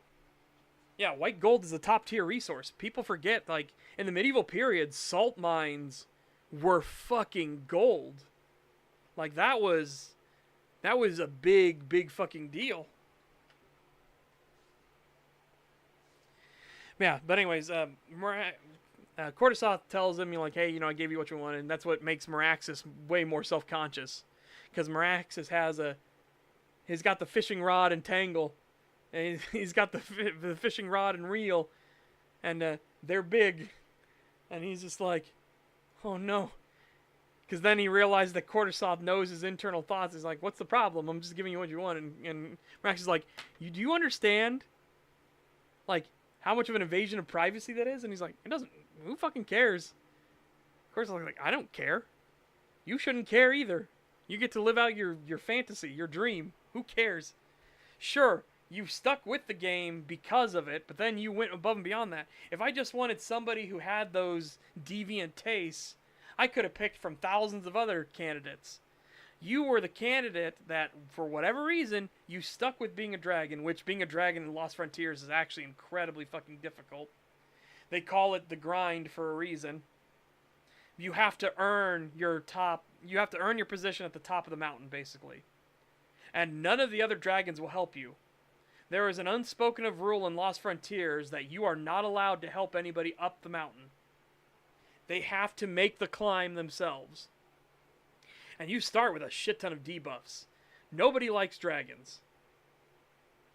Because dragons are that much more powerful. They know that things are going to get stronger and stronger, so nobody wants to ally with them, except for the little Drakine, or the Drakmolkine, depending on which universe you're in. The little kobolds. So you start off really, really high reputation with the kobolds, but nobody else wants to deal with you, even other dragons, because they see you as like a potential threat to them, right? So you have to earn your way all the way up the top of the mountain. But when you get there, because you have earned it, it's that much more ecstatic, right? And then Meraxis went on to do something that was unheard of. He mastered all 8 schools of magic. Cordysoth intentionally only put 8 schools of magic in, by the way. Because there's 11 schools of magic, but he only put in 8 for a reason. But Meraxis goes on to master all 8 schools of magic, and he understands contradictory magics very well. And this is when Cordysoth, acting as the administrator of the game, gifts him a special title, the Worm of the Ley Lines, and he gifts him the Crown of Starry Nights to show his overwhelming mastery of magic and his authority to rule Starlight. And the Crown of Starry Nights is literally a crown that looks like it's made of like a black steel or black metal, right? But it's not. It's actually the night sky itself, shaped as if it's a crown. So those little twinkles and everything like that going across it are stars in the sky. That's why it's called the Crown of Starry Skies. And it's there permanently hovering between Meraxis' horns, right above his head. So that's his divine right to rule, right? It's also what makes him, like, when he gets to Averil and he starts ascending to godhood and everything, it's kind of like reinforces the nature of just how otherworldly he is.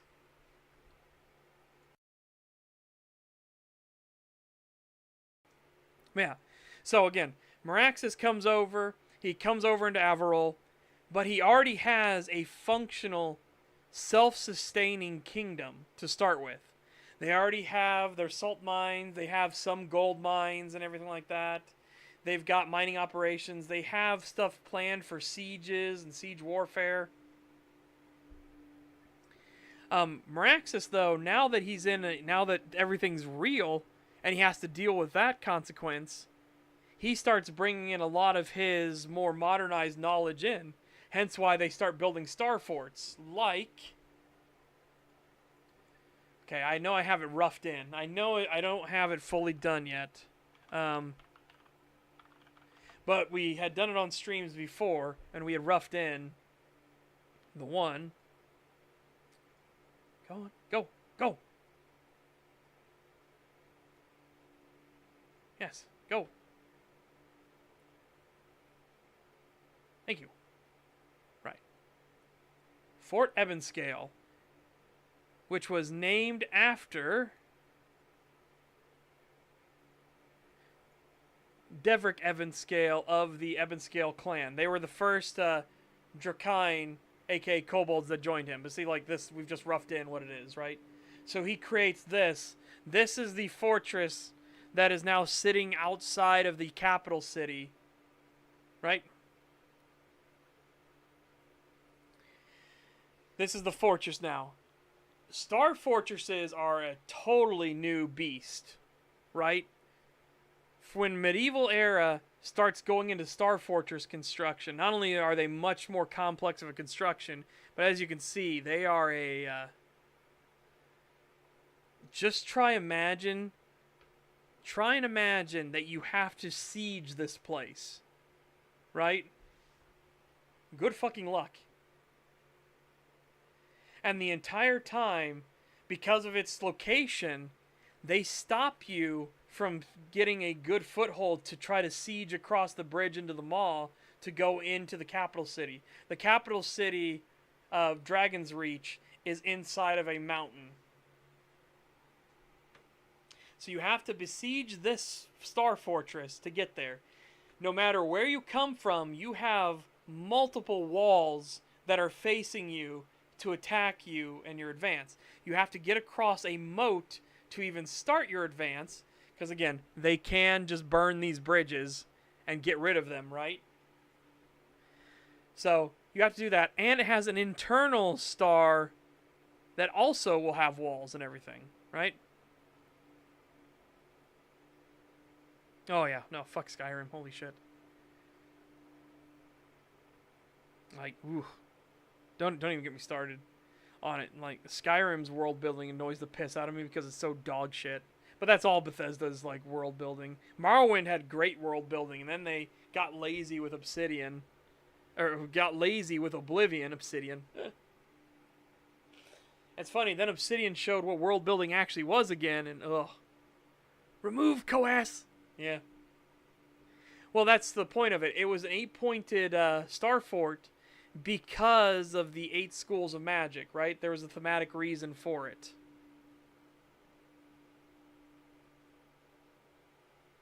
Yep. All of this in here close, is going to be farmland inside the Star Fort. Now, they can't live there indefinitely, right? But you have farmland inside the Star Fort. If you manage it properly, you can keep a lot of your troops fed well. Also, you're part of the Kingdom of Drakor. You are part of the Dragon Kingdom. You have air superiority. So, if you're sieging this, there are dragons flying in with care packages and dropping them off for the Star Fort anyways. So it's like, this is one of those nightmare things. And also, it's how Meraxes conducts warfare, right? He's very pragmatic in his application of warfare. It's why when he starts attacking, and we'll show it here.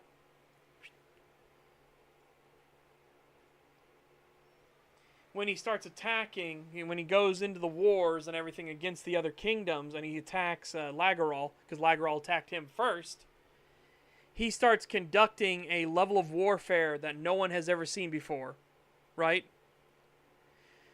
Because he has pure air superiority, he comes in, he nukes the bridge, nukes the bridge, nukes the bridge, nukes all of the roadways, any little covered passages and everything.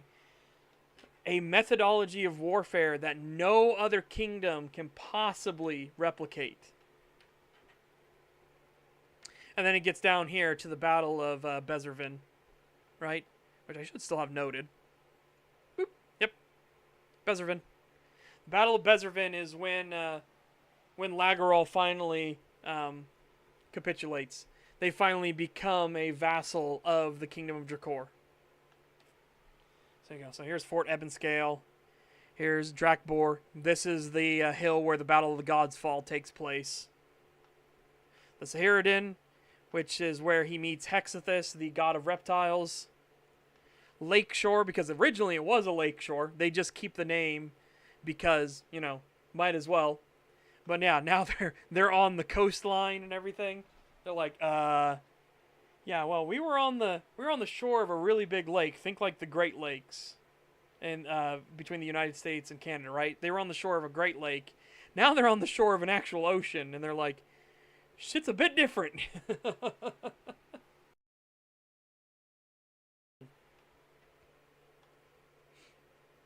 Yeah. And then as you can see, the overall island, which again, I realized it when I was super deep into making it, and then I realized, oh fuck, I have my compass wrong. So I had to put this compass rose in to show you which way north was. It's actually supposed to be, you know, scooched a bit. This is supposed to be rotated a bit, right? Which, I mean, we could technically do that. I could technically just come here and be like, oh, nope, cancel.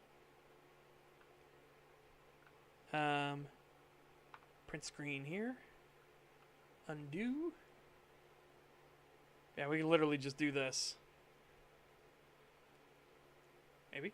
Come here, come here. Yeah, good boy.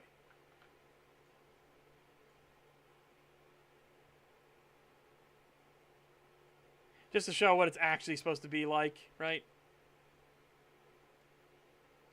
As you can imagine.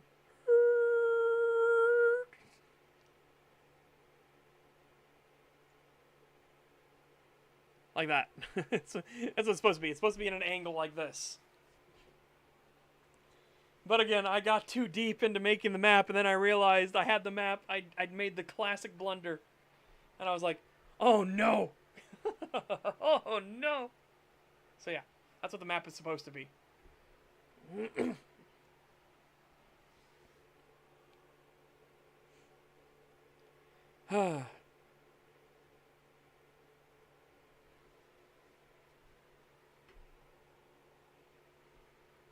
Oh yeah, nope. Again, eventually they'll start making more star forts. Fort Ebonscale becomes the model blueprint, and they're going to start making more star forts all over the place. Eventually, the entire island here, which is a really big fucking island, so don't think of it like Japan. This is much more like Australia in size, right?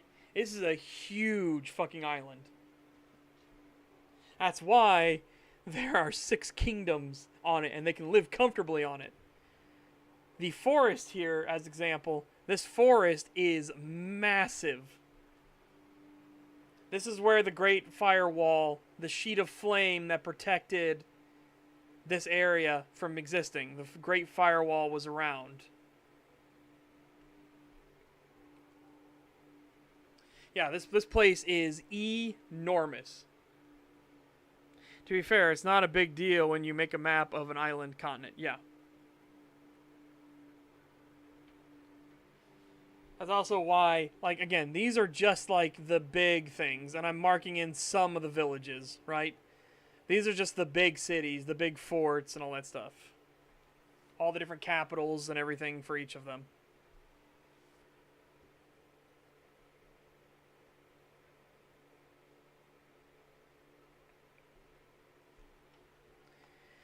So yeah, what eventually happens is there's eventually going to be a star fort that gets built here. There's going to be a star fort that gets built down here, and then one up here. This city's going to get fucked. Let's just say, this is here for a reason. This city gets absolutely fucked.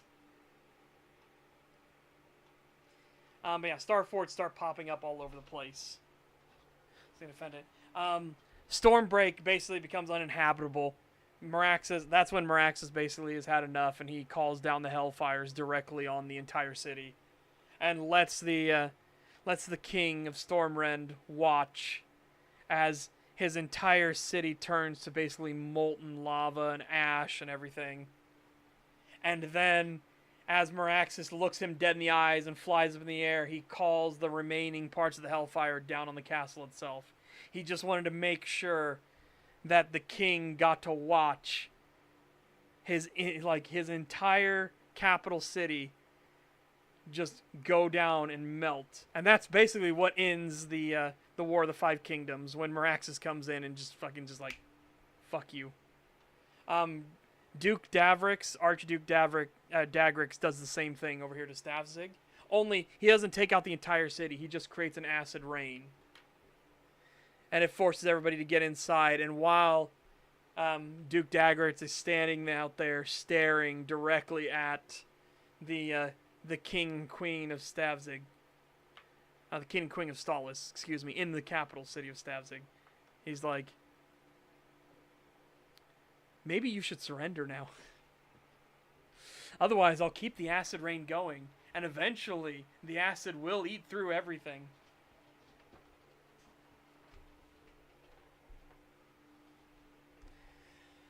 Yeah, so Lageral's the first one that falls because they bend the knee. They attacked Drakor first.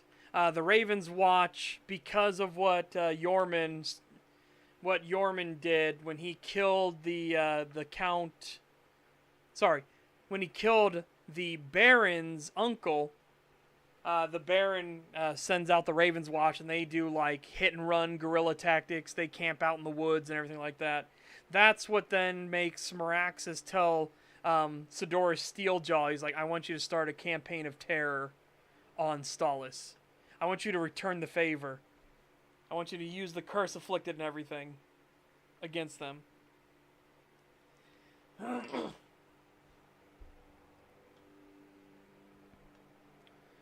And again, the curse inflicted are the false Ulfr. I don't know if I have them here already. No. I don't have them in yet.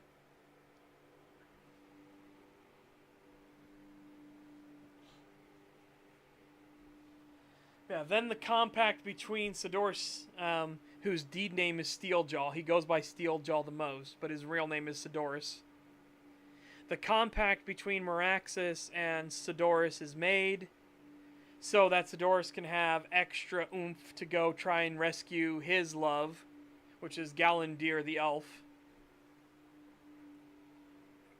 And then the unintended consequences of that compact come into play. Because Sidorus' first child...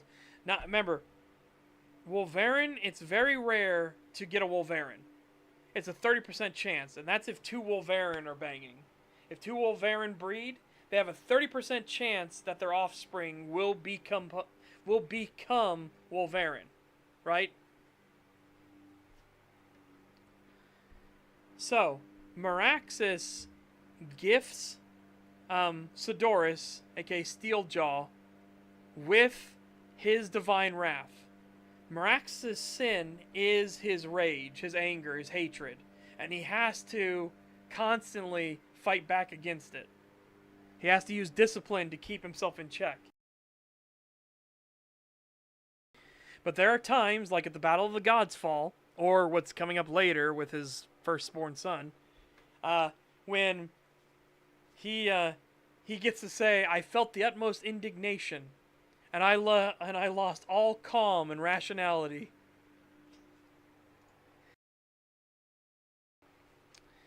So, Dagrix tries to warn Sidorus, so does Meraxes. They're like, hey, you think you need to understand what you are asking for, the gift you are asking to receive, because Sidorus sees how powerful it made Dagrix. Dagrix is literally the embodiment of Meraxes' divine wrath.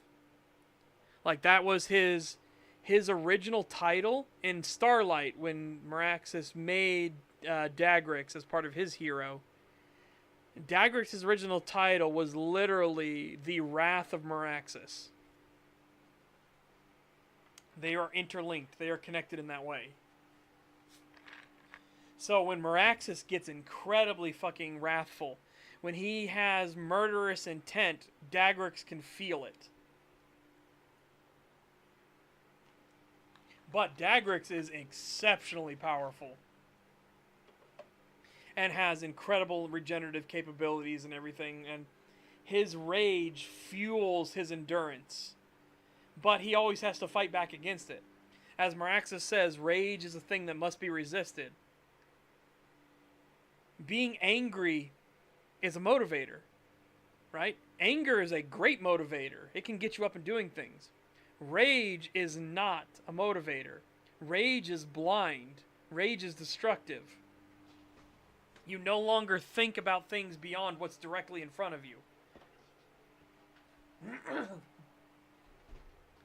Well, anyways. So, Sidoris makes the compact with Meraxes. At first, he feels almost overwhelmed by the sheer hatred and contempt. But he, being as strong-willed as he is, he overcomes it, and this is the first part. He is what starts and sets the foundation for the Disciplined, for the faction known as the Disciplined, right? That's what he sets up. When he finally has children, his eldest doesn't change, but his second eldest does undergo the change. His second eldest awakens as Wulvarin. But to everyone's horror, because of the compact that Meraxes made with Sidoris, he has now tied it into the Wulvarin race as a whole. So when Sidoris' eldest Wulvarin, remember, keep in mind, not the eldest child, the eldest that became Wulvarin, so the eldest son in that regard, became Wulvarin, he underwent a murderous, just blood rage, and went and started killing everything around him. Everything that moved, anything that looked at him, he went on a wrathful fury. And Meraxes descends from the divine courts, and he grabs him and he just holds him. AKA, he gives him the embrace. And he's holding him and he's letting the fury and everything drain through him. And then finally, when he gets back to his senses, he realizes with horror what he did. That is the original sin of the Wulvarin now. They have the hatred, the rage, the malice within them. And Meraxes is worried because unintended consequences. He doesn't know what'll happen if he cuts it, right? He doesn't know what'll happen if he severs the line. Right?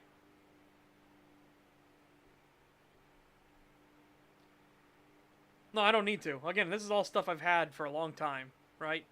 Yeah, it's the manly bro hug. Because the dude's digging at him. He's clawing at him and everything like that. Meraxes is just healing it. But he's clawing and digging and he's trying to get free. He's gnashing his teeth and everything. But Meraxes just keeps him squeezed in tight and he's holding him. He's just like, nope. No. Let it all out. Let it all out. Let all of the hatred and rage, every frustration you've felt that's built up, let it out.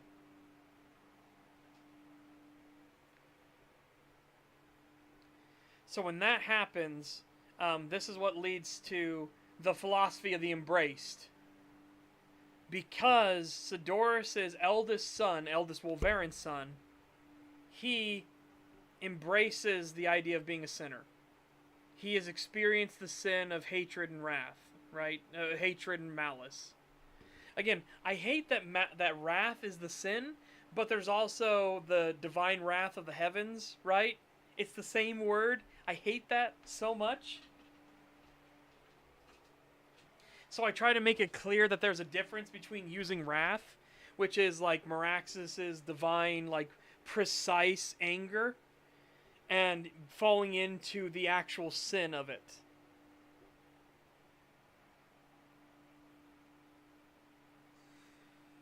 Yeah. So that kind of does the philosophy of the embrace, and that philosophy extends out throughout the multiverse. So whenever there's Wulvarin, you will inevitably have the three main archetypes.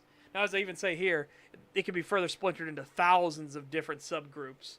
But these are the three overarching archetypes, right? The disciplined, the embracers, and the smilers.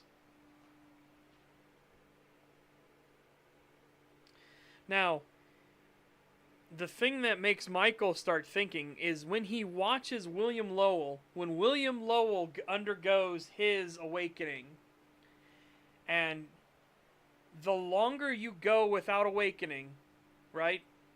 The longer time you've gone without undergoing the awakening, the more you've resisted your true nature, the more explosive your awakening will be. right? Not literally, but like metaphorically explosive.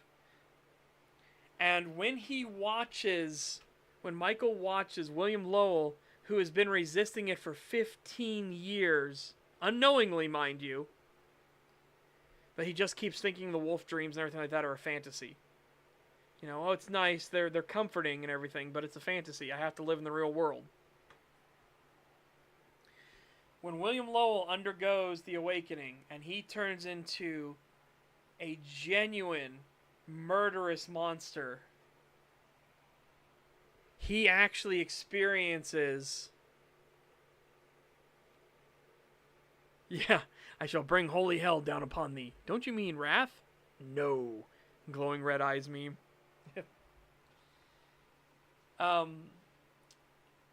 Michael gets to see firsthand. He watches William genuinely be a smiler immediately.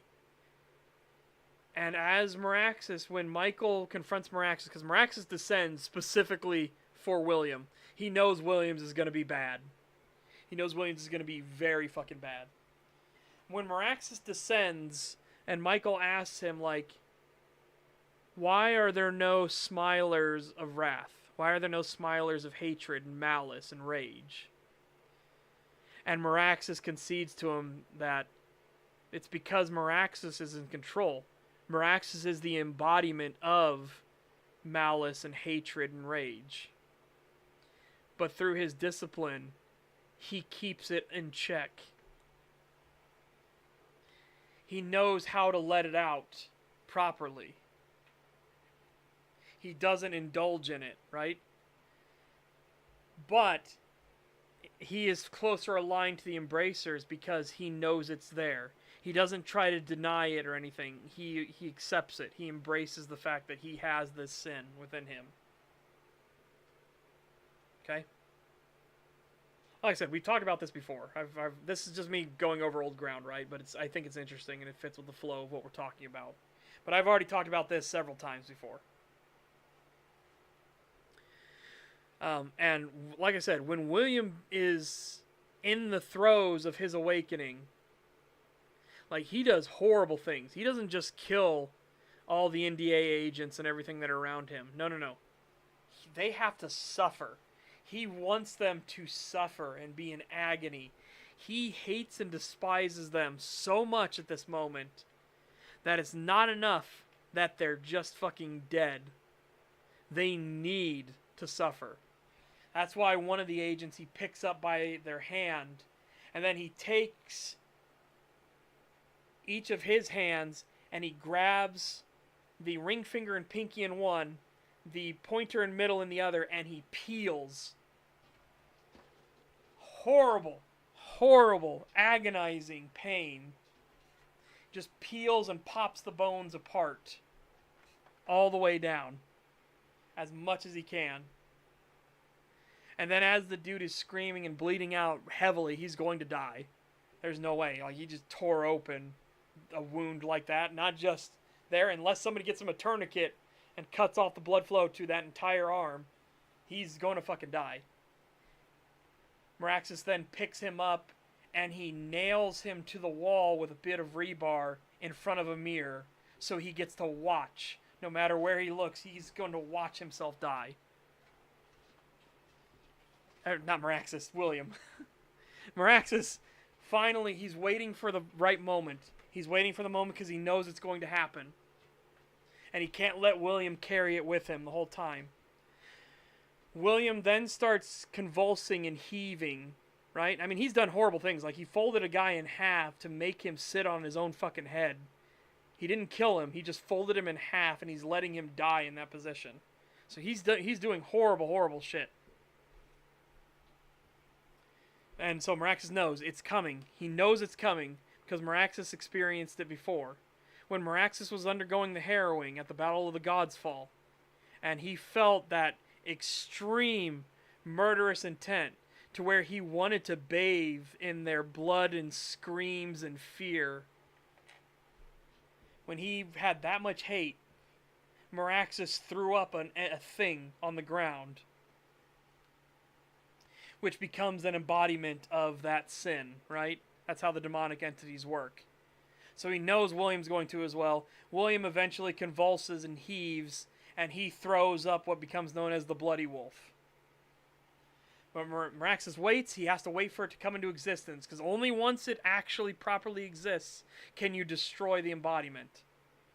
So then Meraxes descends, immediately impales William on his claws, uses his pseudo hands, which are the hands that are attached to the wings, to grab William's arms at the wrists, so he can't like move them or interact or anything. He can't like grab down, and then he pulls William down so he's stuck in a kneeling position, so he can't move.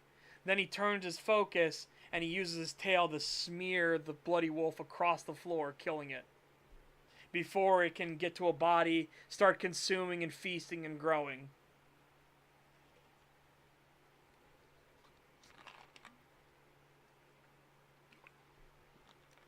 This is also when Meraxes then holds William intently in this position, and he's trying to tell him over and over again, you know, the rage must be resisted. The rage must be resisted. Because Meraxes is the technical embodiment of hatred, malice, and rage, he controls that part of the shifting hells. And as Meraxes puts it, that's why he wants it to remain empty, barren, and calm.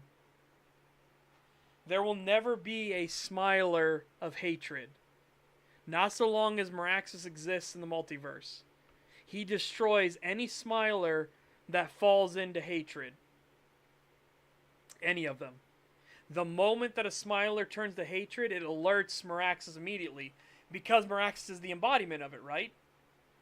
So he has that connection because of Zaramis. God, that gets in a whole Zaramis situation. Zaramis is the thing that Meraxes puked up at the Battle of the Gods Fall. Zaramis consumes a corpse. Specifically, he consumes Venger's corpse. He eats away at it, and then he slips down into the hells, and he starts building up his power over and over again until he eventually overthrows the Bloody Serpent. And then he takes control of the shifting hells of hatred, malice, and rage. And then, of course, names himself Zaramis to piss off Meraxes even more.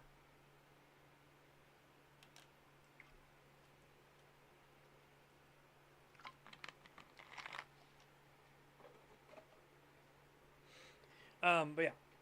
So, because Meraxes is the one in charge of that part of the shifting hells, he has a direct and immediate connection when a smiler, when one who has hatred and everything turns into a smiler of hatred. And he immediately destroys them. He smites them out of existence. It also is why he can feel when a Wulvarin awakens. Because all Wulvarin, because of the old compact, are directly connected to him. Right? So they undergo that rage. They all start as smilers, but they can come out of it. Smilers can be saved, right? Again, right here. Those that revel in their sins and corruption, these will eventually fall further, if not saved, into becoming a hellhound or the shifter species equivalent for non-Wulvarin. So fell buzzards are like the raven one, right?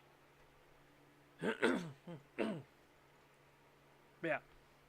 So that's his whole deal. Like, that is his part of his new deal. Like, he will accept this new responsibility that he will absolutely protect the Wulvarin from ever becoming a smiler of hatred. And all Wulvarins start as smilers of hatred. All of them. That's your awakening. But you can come out of that rather easily, because that's your first taste. That's your first dip. But that also shakes people's foundations, and that's where you get the difference between the discipline and the embracers. The embracers believe it's stupid. It's wrong to deny that you had that sin. They embrace the fact that they're sinners, right? But they hold strong to Meraxes' teachings. They're the ones on the front lines dealing with smilers. Because smilers, again, as I've said before, where are smilers going to ply their trade?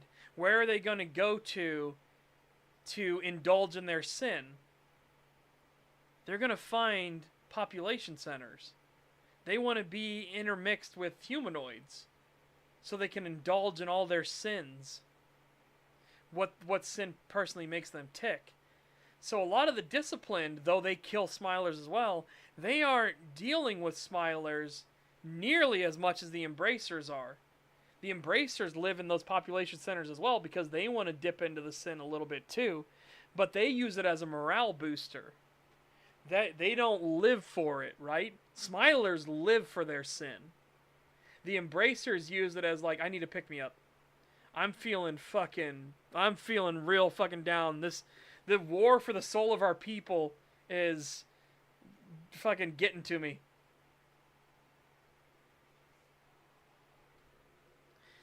And then it comes down to your personal discipline to keep it just being a pick-me-up, right? That's the whole thing with Jonathan. That's another part that Jonathan's afraid of. When Jonathan dies, when he is no longer there to lead Smiling Wolf Studios, no longer there to lead the tribe, will they fall to becoming Smilers? Or will they keep the discipline?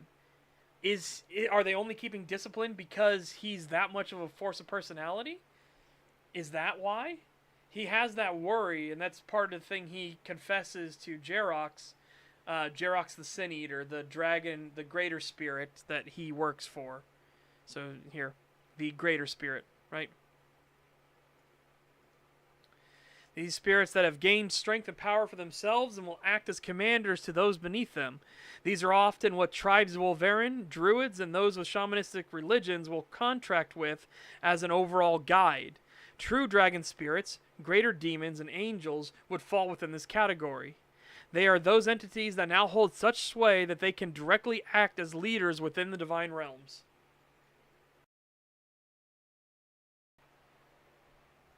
Jerox is one of these. And so he's the one that's guiding Smiling Wolf Studios. He's guiding that tribe. But he admits to it, like, Jonathan, you have strange ideas, but they appear to be working.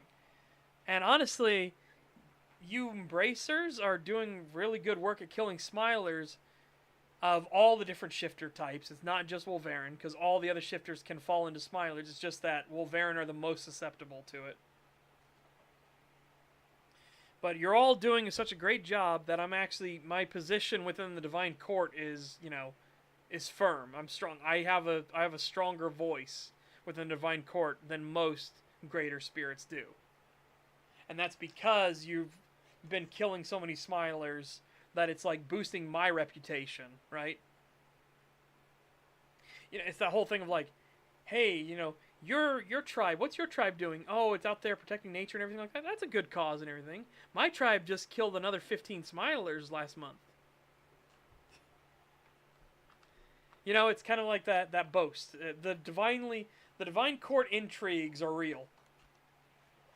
As much as Meraxis doesn't like them being real, he knows he can't stop them. It would be a futile effort to stop spirits from gossiping with each other and creating little intrigues. So he just looks at all of them like from atop the throne, because now he's the Divine Dragon Emperor. He sits atop the throne, he just looks at all of them and he's just like, really? Stop it. Stop it. We have business to attend to. Oh, but Emperor, don't you know, we're doing so much more work than they are. Surely we should... No, stop that. Stop that right now. I'm going to stop you right where you're going. I agree, you do good work. I'm giving you buffs and benefits for the work you do. I'm giving them buffs and benefits for the work they do. Stop it. Just stop it. It's a good thing Merax's queen, or the Empress now, is hot. Because he would go crazy. He would probably go crazy more from the courtly intrigues than anything else.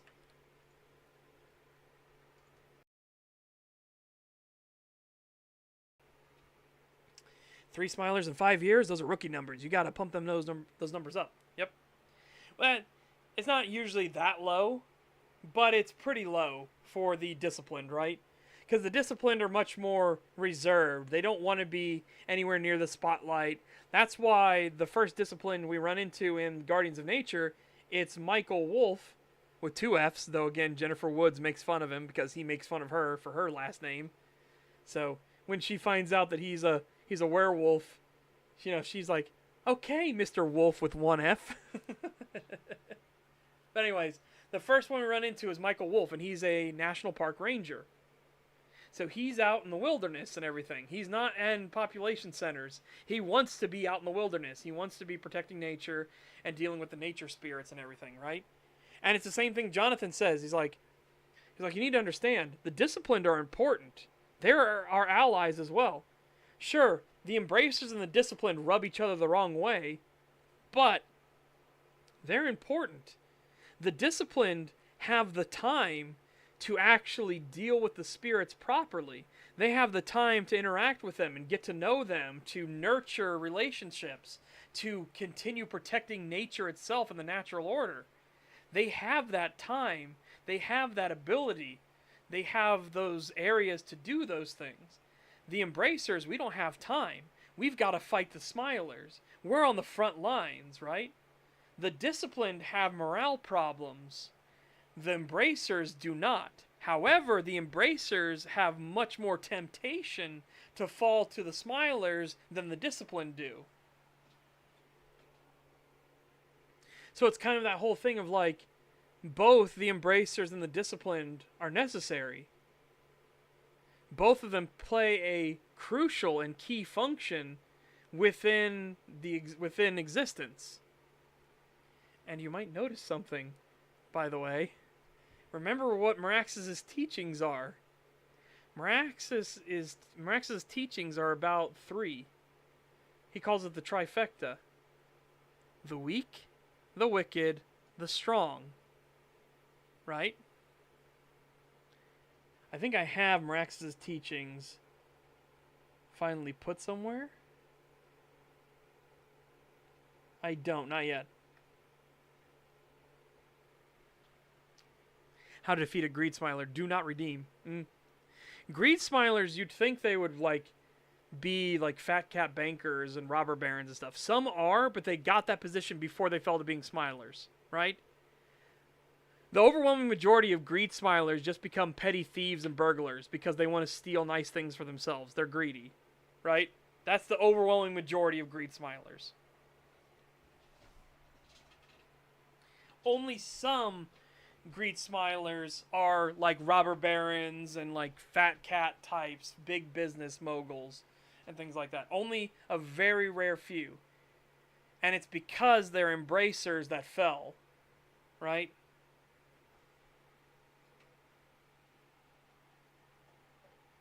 The overwhelming majority are just petty thieves, stealing to get the shiny things they want.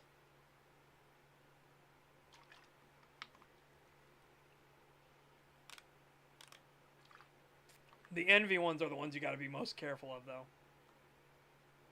Like I said, I've put emphasis on them multiple times. The envy smilers are the scary fucking ones. The envy smilers, like, everyone can know that, oh, the fucking lust smiler will be a mass rapist and a molester or stuff like that. It's like, yeah, that's bad. Envy smilers, they're the ones that are the gaslighters, the manipulators. They are the schemers and the plotters for their own self-ends. A lot of envy smilers become politicians as well.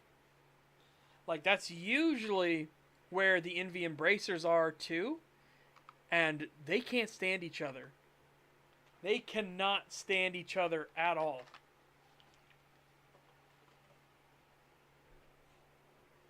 So yeah, they are,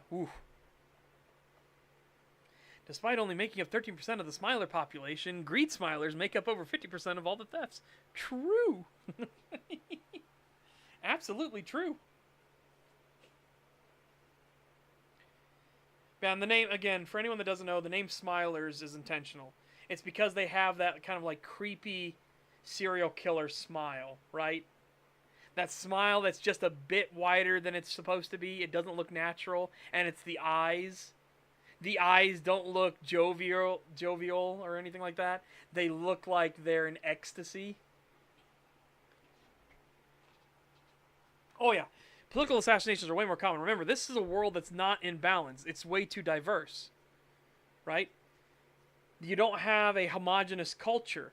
You have the dwarves looking out for dwarf interests, the elves looking out for elf interests, the Urhagen, aka the halflings looking out for halfling interests. Like, it's way too diverse. There's no monoculture, right? There's no hegemony to it. So there are constant struggles. So there are political assassinations all the fucking time, right? All the time. Yeah, exactly. That's a good way to put it, Deus Vult Infidel. Deus Vult Infidel says, a smile that never reaches its eyes. Yep. That's what makes Smiler so unsettling. Like when an Embracer smiles or a Discipline smiles, there's that genuine sense that there's a bit of joy in it, right? There's that genuine sense. You can see it in their eyes. They look happy. You can feel it, right? When a Smiler smiles, though, the smile's a bit too wide, the teeth are a bit too shown, and it doesn't match the eyes.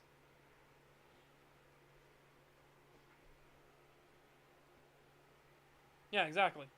Remember, smilers are self-indulgent. It's why lust smilers are the rapists, the molesters, and everything, right? The greed smilers are the petty thieves and criminals. The gluttony smilers, they are the ones that are cannibalistic and everything. They're the mass murderers that butcher people and eat them and stuff. Like, they're fucking not right. Pride smilers are interesting because they are so outspoken. Pride smilers are a very small minority. What's even more of a small minority are pride hellhounds, right? Or any of the other prideful shapeshifters. Because pride smilers can't help themselves. They can't. They're so narcissistic. They're so full of themselves. They have to be the center of attention that they draw in the tooth, fang, and claw to themselves all the time. All the time. So pride smilers oftentimes get killed fucking rapidly. They don't last very long.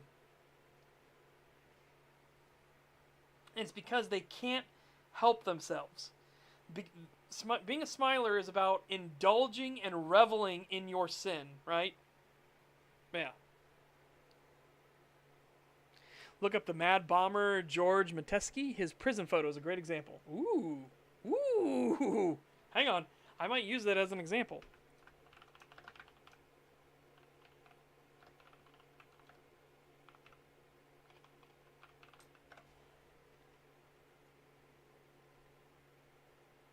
Oh my god, yes. Absolutely. Absolutely yes. That right there. Yes. That's a smiler. Holy shit. You can see it. It's the eyes. And again, I've already mentioned it in the book a few times. Like, when people reference the smilers, they're like, it's the eyes.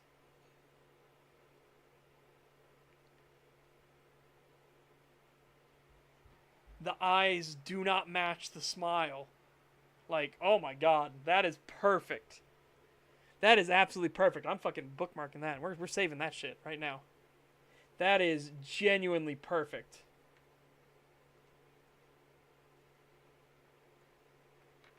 I'm going to put that in literature and writing. Got a perfect real world example of what a smiler looks like. Again, it's the eyes. Putting that in literature and writing. 100%.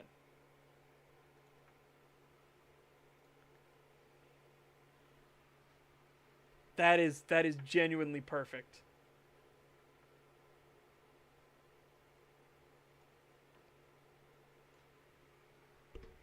I appreciate that very much, Anti-Boy Scout. Yeah, the lights are on, somebody's home, and they're not well. Exactly. Exactly. It looks off, right? It just looks off.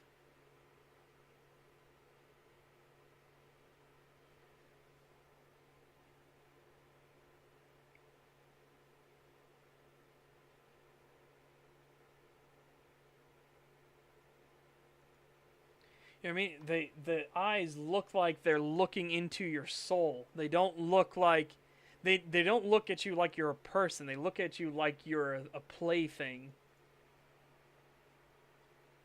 That is a perfect example of a smiler. Holy shit. Holy shit, that's great. I appreciate that very much, Anti-Boy Scout. I appreciate that a lot.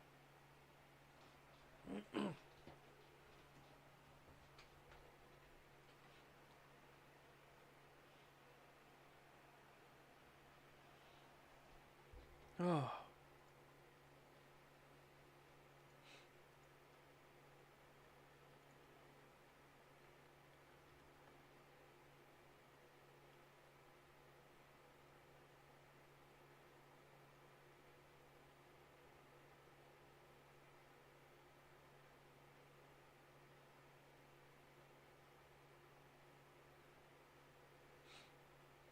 Okay.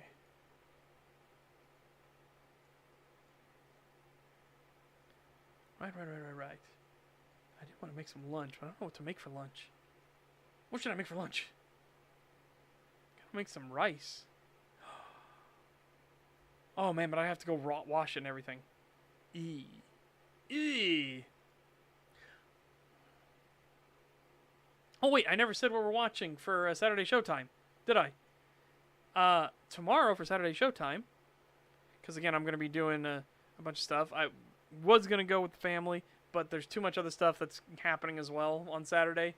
So for Saturday Showtime, we are going to be watching The Goonies. A cult classic movie for a reason.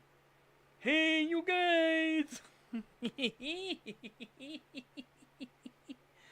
Yes, we'll be watching The Goonies.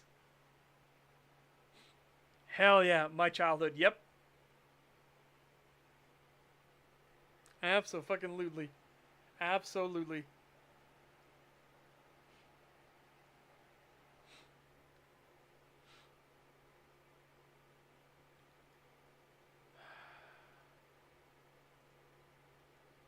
Sorry, I'm browsing and perusing and stuff like that. And like, oh, you got me in the mood to peruse.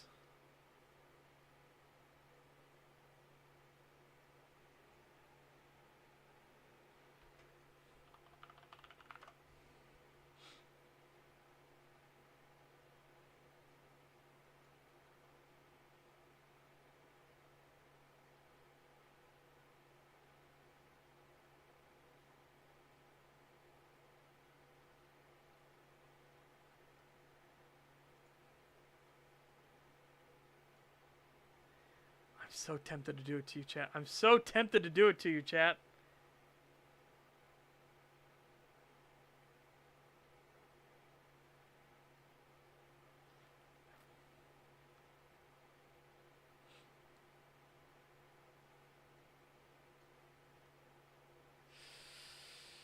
No, the stream's still monetized. No, let's not do it.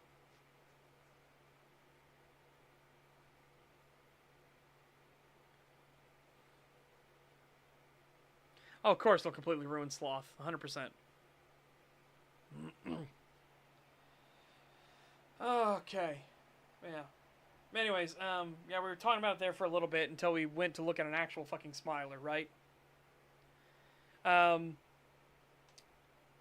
so, I guess two things. One, it absolutely looks like we'll be doing the not safe for work part of the Discord will be a thing. So I'll start setting that up. Unless something wild happens, the votes are the votes are in. basically. There's still 27 hours left. Anything could happen, but it's not looking likely, right? Yeah.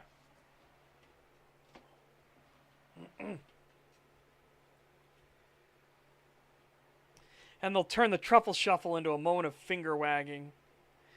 Finger wag the audience for fat shaming. Oh yeah, there's a vote to allow not safe for work content on the Discord, which will be segregated away behind a role select.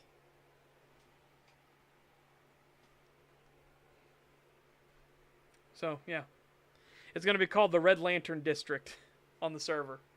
Kind of like how the other stuff is kind of set up. Oh, I just realized I didn't realize I had cut down a lot of stuff. Oh yeah, I got rid of the plaza and stuff like that because people were too confused about it. Right. Only the subscribers can see the chapter house, the captain's office, and everything like that.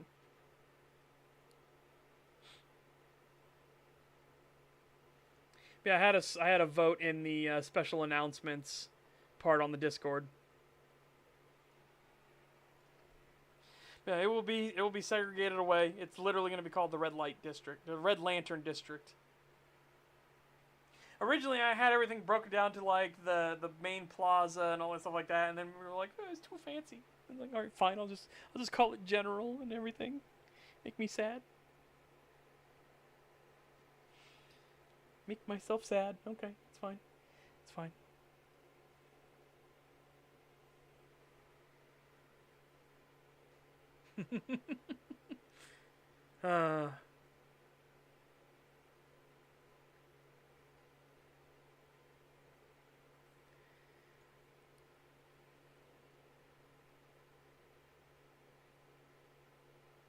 What? But my hands are messed up, so you better dry, Brother Setch. What? What? What? Do what now? Anyways, yes.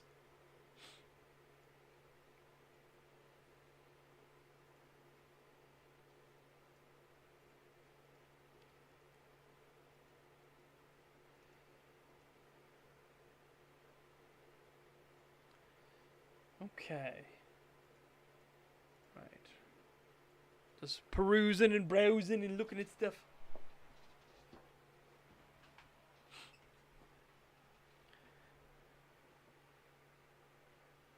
Oh. Well. It's probably going to be separated into male, female, straight, by the way. Those will be the categories. With the obvious extremes being no. Okay. Again, this is allowed for leniency. And for a little bit of depravity. But the extremes, oh my god, the extremes are of course a fucking no. Holy shit. I swear, I will throw a fucking rulebook at people. But I'll be changing the rule set to just to say, like, hey, you're gonna be doing it, it's gonna be in the appropriate fucking channels. Do Deathclaw women. They'll just be in female, right?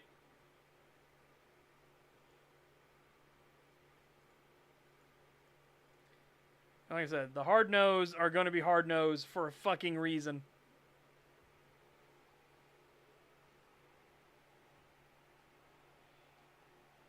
I'll basically have the umbrella term no extreme content. And if you have to ask, well, is this extreme? Then the answer is probably yes. Don't post it. Snow Cthulhu? You can do Cthulhu. But I'm saying stuff like, don't do vor or fucking inflation and popping or, cub work or anything like that, right? Don't do extreme shit. Don't do snuff. Like, ugh.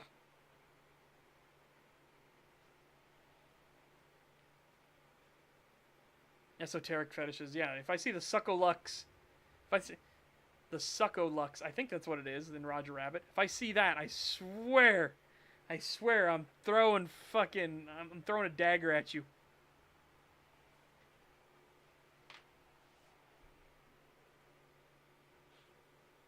Apparently, Who Framed Roger Rabbit, the movie, that's what awoke a lot of people to that fetish, by the way.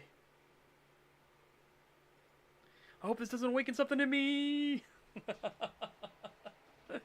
Apparently.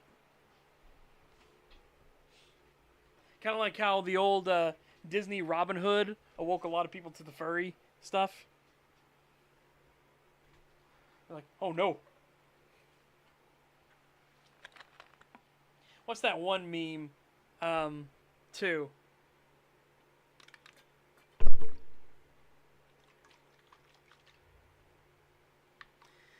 Dude, if that's an actual fetish, I wouldn't be surprised.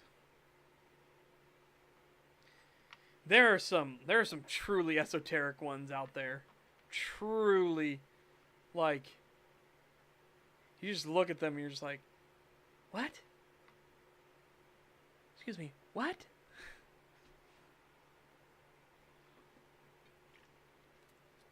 Because it gets into like a big bulletin point list of like, no, it has to be this. But if there's too much of this in it, like there's too much blue in it, it ruins the whole thing and stuff like that. So it's got to be, a little bit of a light blue here and a little bit of red and stuff like that. And it's like, you get down to the bottom of the list and it's like, and if their back is arched a little bit too far, it ruins it too. So, you want the back arched a bit and stuff like that. It's like, what?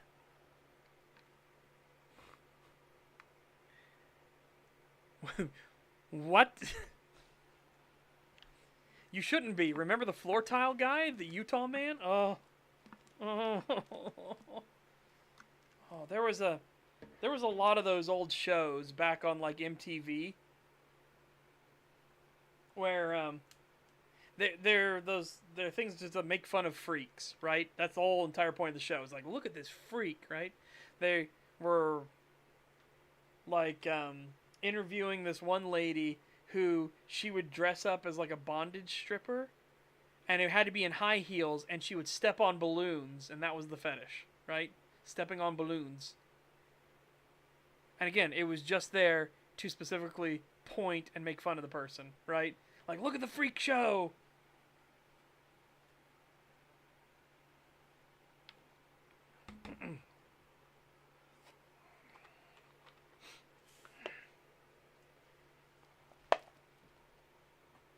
And they do that all the time with all those kind of shows, right? Like the guy who eats glass and stuff like that.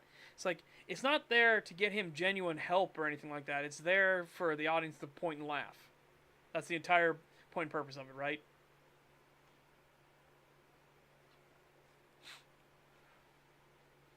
That is the entire point and purpose. There is no deeper purpose. It stops right there. That's all it is.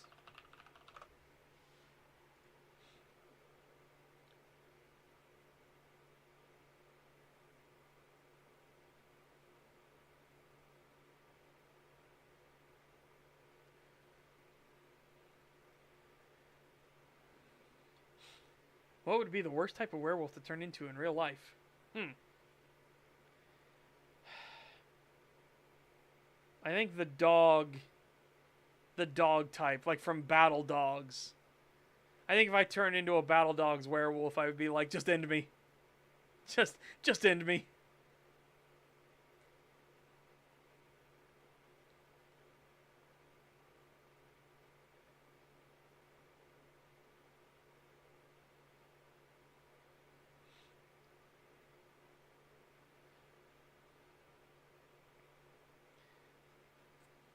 Like, at least if it's funny because if you did Twilight werewolves, right? Like if you did Twilight werewolves, at least you could still, be a really big fucking dire wolf, right? So at least that wouldn't be like a miserable, terrible experience. But the battle dog wolves, though, oh fuck, oh fuck, you're like some hideous mutant abomination.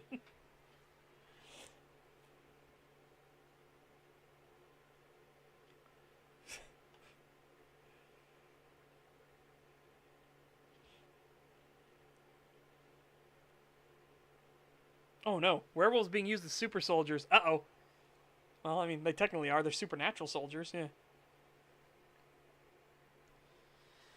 No, I genuinely think being a wolf werewolf would be better than being one of the battle dog werewolves. Do you not remember battle dogs? Do you not remember battle dogs? Hold on a second. No. No, no, no, no, no, no.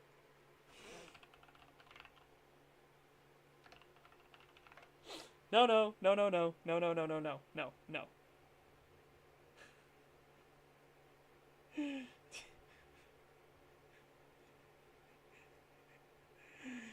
Do you not remember battle dogs?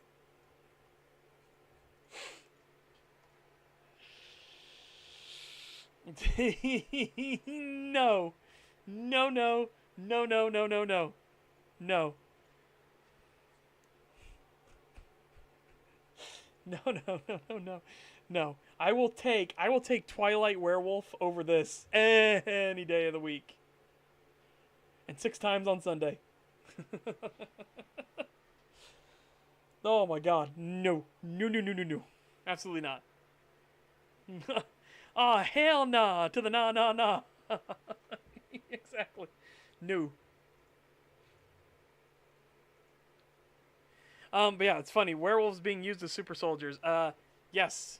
Technically, Cordysoth will eventually use that on his ascension up to, godhood.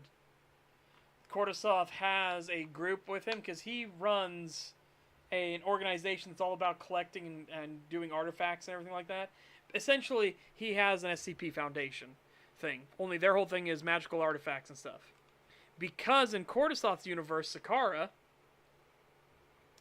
there was a time where magic was rampant, which is when Cordysoth was young, and then the magic starts going away, and nobody knows why, but all the magic artifacts still work. But nobody knows why magic itself has disappeared, to the point where it becomes like a myth. Like, oh, those crazy people back in the medieval times believed magic was real. It's like that, even though you have the Drakine, who are like, no, it was real. Like, we were there for it. What the fuck happened to the magic? And then he sets up an organization to collect all the magic artifacts and keep them out of people's hands and everything. And one of his groups that he has, because he has 3, right? No, the magic machine didn't break. There's something worse happening. Yeah, he has 3 groups. He has the DMK? The Drachmalkine Mechanized Corps. He had the Wolf Corps, which were the Wulvarin. And then he had the third one, which he called the Foundry. And they each have their own specialties. But he called when his organization gets attacked by an outside organization that wants to steal the artifacts, stuff like that, for themselves, he calls in all 3. And when one gets called in, shit has hit the fan. If he calls in all 3, because they're directly loyal to him, not to the organization. And he did that intentionally so, because he can trust himself. He doesn't know if he can trust people in the organization or not. But he calls in all 3, and again, the Wolf Corps are terrifying. They're not like the Wulvarin you have here. That hasn't been created yet. They are the false Ulfr, so they have more regenerative capabilities and everything, but they don't have the spiritual magics and stuff like that a Wulvarin has. So the Wolf Corps comes in. They are like 7 foot, like 7.5 foot tall werewolves, and they're carrying like heavy ordnance and gear because they can. So they're in thicker armor and shit like that. They can regenerate better. So even if the armor catches the rounds, and of course that transfer of force has got to still go in the body, causes bruising, everything like that, they regenerate from the bruising and stuff. So they're very durable. They have heavy armor on which they can wield because they're a lot stronger than normal. And they wield heavy ordnance. So they are the walking like juggernauts. They're the ones that when a situation is fucked and he's just like, fucking send them in. The DMK are much more like the engineering squad, right? They're the ones that build up and manufacture things. They're the kobolds, right? The Drachmolkine, because in Cordysoth's universe, you have the Dracorin and their dragons, and they can't change form. They can't disguise themselves until Cordysoth comes along. He's the one that figures it out. Somebody has to be the first. And Cordysoth is the first to figure it out. He's also the first to figure out how teleportation works. He's the first to figure out how shifting and keeping clothing and stuff like that works. Anyways, so you have the Dracorin. They can't change. The Drakine in Sakara are much more your traditional, like, bipedal dragon men, right? And they actually believe that the closer they look towards dragons, the more kind of, like, aesthetically pleasing they are. So there's kind of that whole, like, thing of they want to be more closely associated with it. Drakine literally means the kindred of dragons. And then when the kobolds are made by one of the dragon gods, they're called the Drachmolkine. So, the small kindred of dragons. Yeah. Anyways, the Drachmolkine are part of it, aka the DMK, which is the Drachmolkine Mechanized Corps. But all in dragon language. But it also fits with Drachmolkine. See? It's kind of a clever thing. Like, who's in the DMK? Well, it's the Drachmolkine, the DMK. Anyways. Yeah, so he's got the DMK, who are the engineers, they're the builders, and like the rapid constructors and everything like that. Then he has the Foundry, and they're much more like the Spec Ops group. His title in the organization is known as the his title in the organization is known as the Smith, because Cordysoth was a blacksmith. In fact, he's the one that forges the Sword of Severus. He's the one that figures out how to do the rune work and everything. Again, somebody has to be the first. Cordysoth just happens to be the first. It's why he fits so naturally in the role as the aspect of Severus's creation. Because he creates so many of these first magics. He creates so many of these first understandings.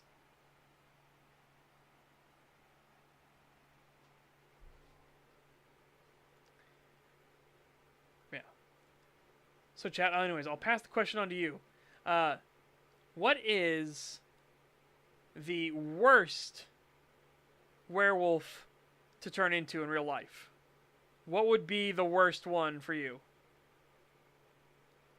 From all the werewolf media we have consumed.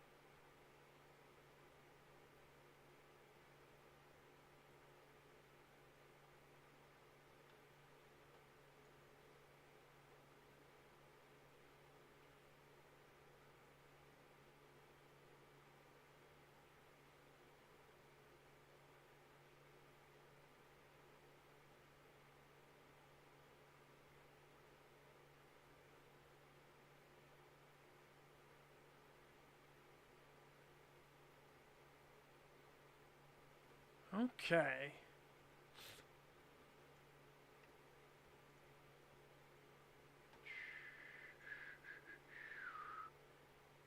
Afternoon delight. Are the Dragonkin united? No. Again, they're all individualistic. That's part of the problem. One's from the Grimm TV show for me. That's the worst one? Grimm TV. Let's look at it.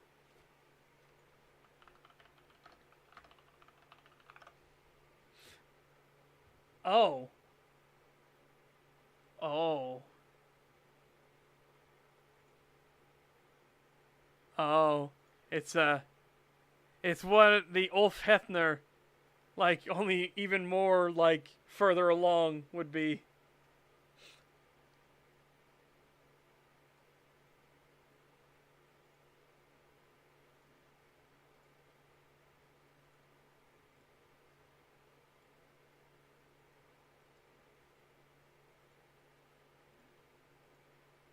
Okay, I'll show. There's a couple different variants of them. This one's a bit better. There's one that's a bit better, but not by much.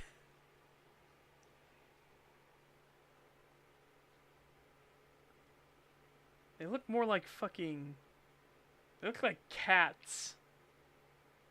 Not werewolves. But here's one. Yeah, that's pretty bad. That's pretty bad.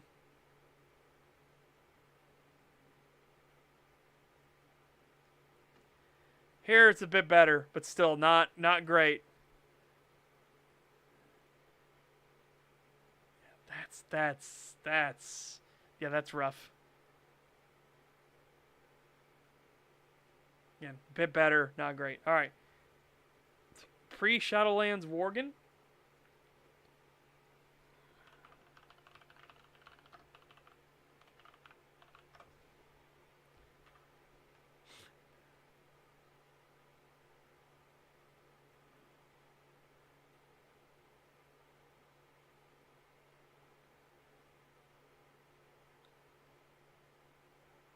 I don't know if there is one. I don't know what specifically I'm looking for, right?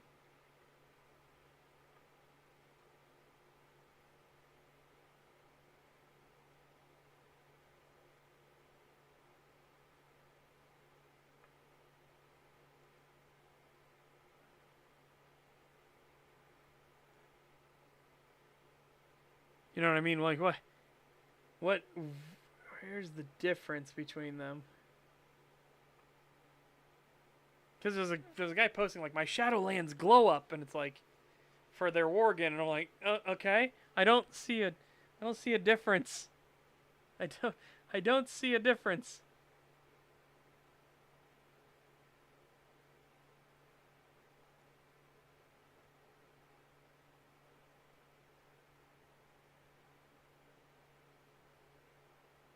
Oh. I see somebody that did edits. They're like, please, for the love of God, make this be the female one instead. Look at that. I understand why.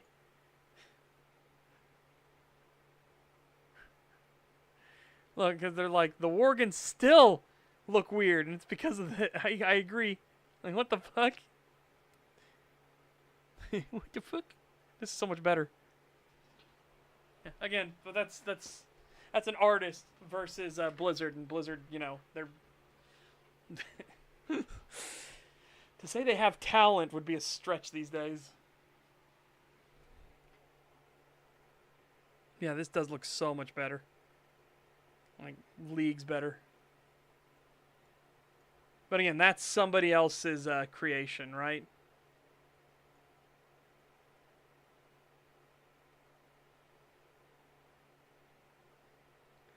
Oh mein Gott! Oh mein Gott! Never mind, I see it. I see. Oh mein Gott!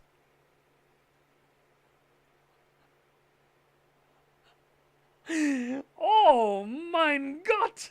Holy shit, that's bad. Yikes! Absolutely yikes!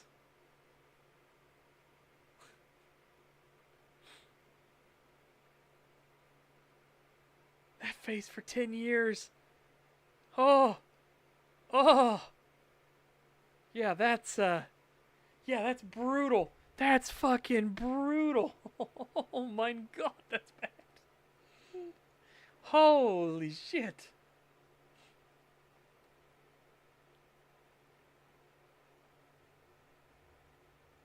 Is this bigger? This one's bigger.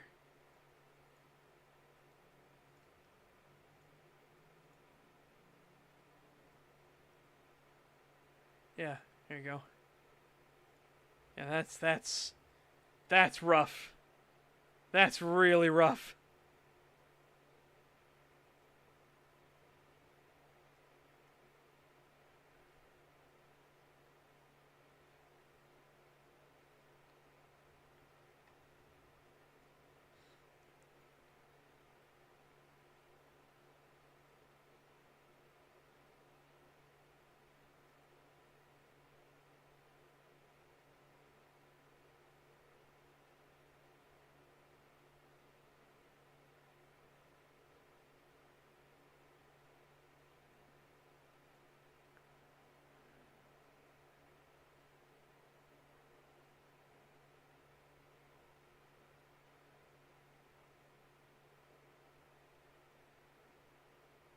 What? This is one of those shitty jokes where you're just like, what? Please let me see the Facebook post. Thank you.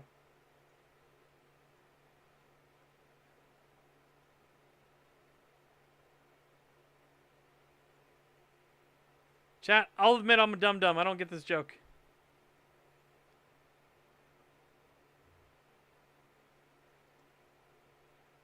This is a mouse. These are mice. This is a worgen. These are...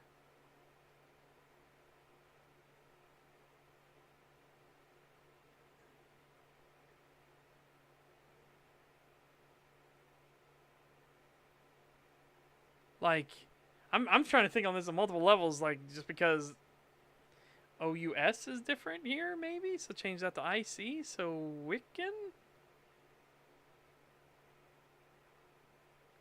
I don't get the joke. I don't get the joke. I've seen people say they preferred the old model. I don't believe a single fucking one of them. I don't either. That was hideous.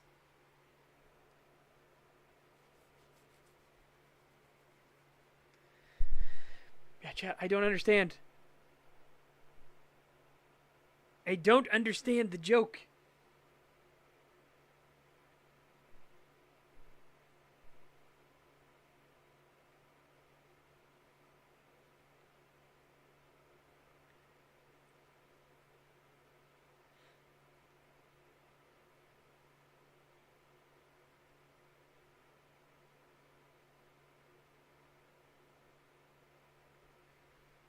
Maybe there's more context. Maybe there's more context on the Facebook post itself.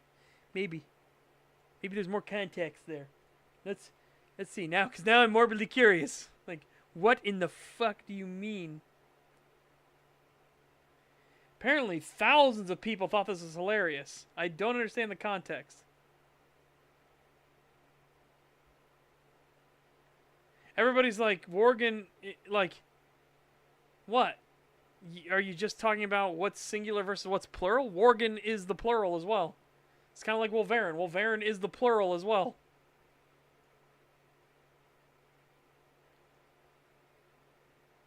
It's like moose and moose.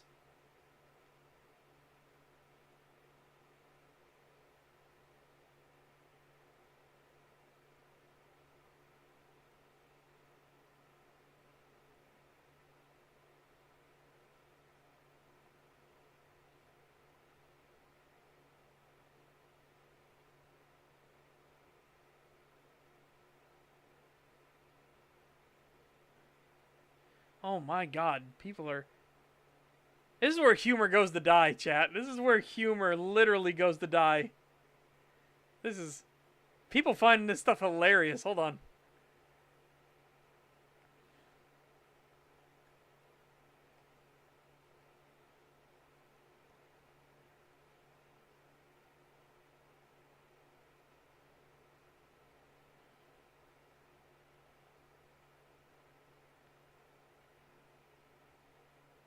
What the fuck? What the fuck? It's like this one's actually funny at least.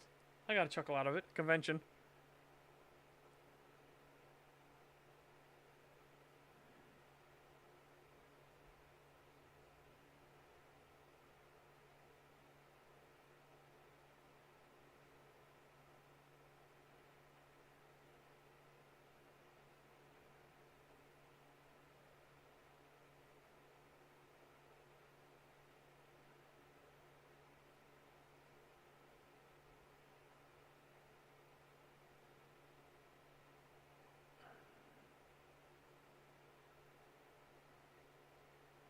What?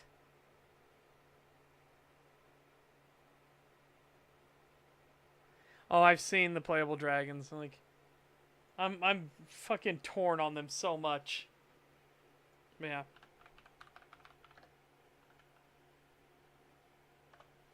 Whoops, spelled it wrong. That's fine. And the reason I'm torn on them, well, yeah. Let's just show it. Fucking get rid of these.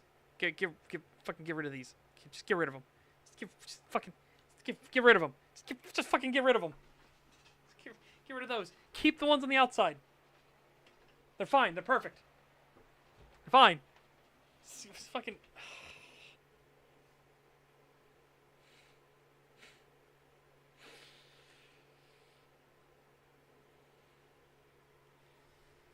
Why? What possible purpose could these serve that these do not? You know what I mean? Like, you don't even blend in. You don't blend in. Like, it's not even a stealthy thing. You don't just look human. You don't blend in the slightest. Like, you have the normal feral dragons in Warcraft, and then this is their bipedal form, right? Okay, what do you need this for? Oh, for their hands. What do you think these are? What the fuck do you think? What do you think these are? What the fuck? What do you need these for? Well, maybe the wings are bulky. They fold. Fucking what?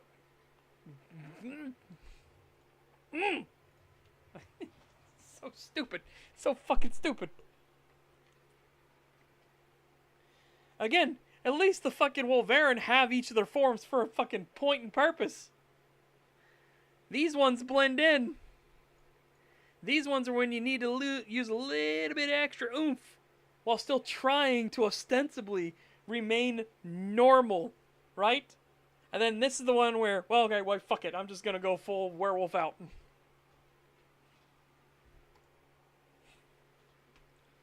That's why I nicknamed them the in-betweens, right? You've got Mother, Ulfhethner, Wulvarin, Vargar, and Ulfr. Vargar and Ulfhethner are the in-betweens for a reason. Yes. Again, it's the whole, like, I need to use a bit of extra strength here. And I would like to have a little bit of extra healing capabilities and regeneration, right? A little bit on top of what I've got. It's a dangerous situation. But I don't want to turn into a full fucking, like, I don't want to turn into a 10.5-foot tall fucking werewolf right now, okay? So, I kind of want to still remain blending in. Yeah, no, trust me, I hate it. Yeah, that's what these are for. That's what this kind of thing's for. Same thing with the Nightmare Wolf, right? You just want to look like a really, really big fucking wolf.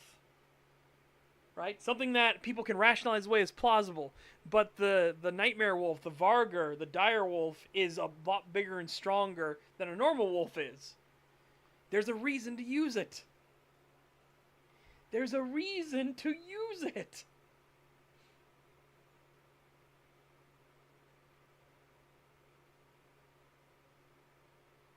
Oh. And see, like I said, if they blended in at all, right? Like, if they were just humanoid, maybe with light scale textures around a bit, right? You know, so like if you got in close, you could see these fuckers from miles away and know that they're not human, right? Or elf or anything else. Got fucking horns sticking out of their head, bro. Just, oh. Blech. Hate. Hate. Hate.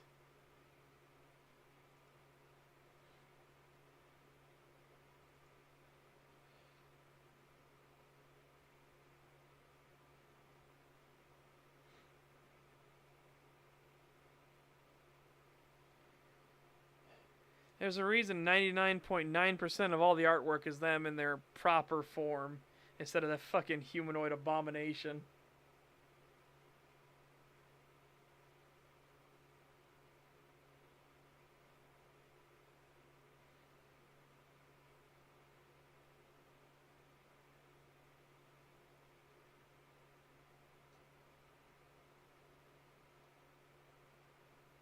Ugh.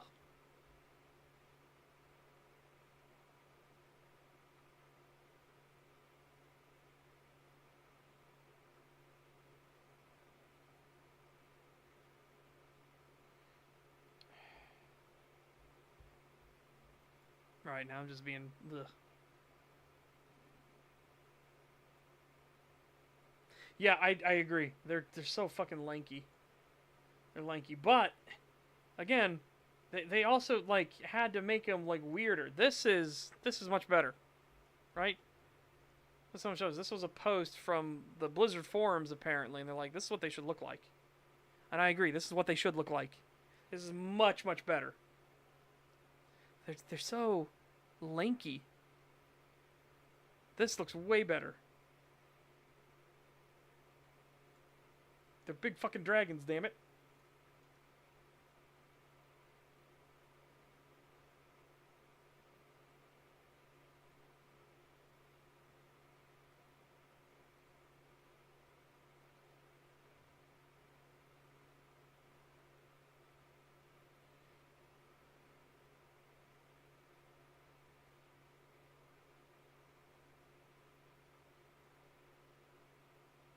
Right, anyways.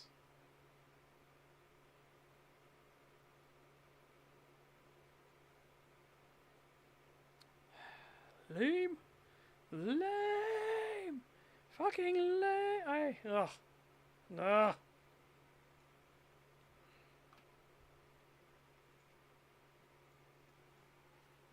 Need a lot more meat in their diet. Gigathier. Oh.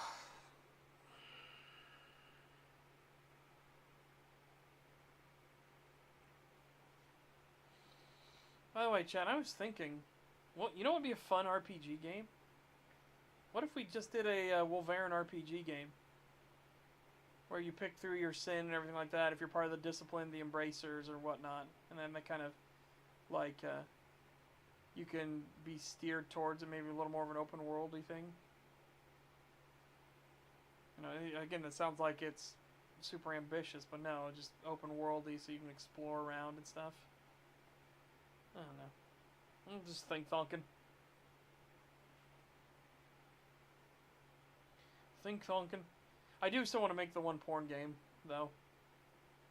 Though, like, take the Smiling Wolf Studios serialized porn shoot they're doing and make it a real game. Only probably have that be hard mode, be the actual, like, lore accurate one where they did it with 20 women, 20 men. 4 of them, 2 men, 2 women, are werewolves. And they have to figure out who's who. That would be the hard mode, because that's a lot of people to remember. So maybe do like, maybe like the easy mode is 10.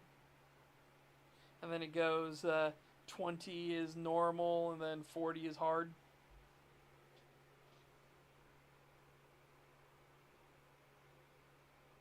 Similar to a bigger Bloodlines Redemption then? Kind of, yeah. You know, a little more open worldy, stuff like that. And again, daytime, nighttime, it doesn't matter. That could even be a thing too, because remember, vampires in my setting can go out during the day. They're just severely weakened, right? They're severely weakened. But if they get in shade, right, it's the directness with the sun. That's the problem. So they can stick to back alleys and things like that, and they'll be fine. But if they're in direct sunlight, they're severely weakened. So you have to be careful when chasing vampires. Because if they make it to the cover of darkness in an alleyway, or they go inside of a warehouse or something like that, be very fucking careful. Be very fucking careful.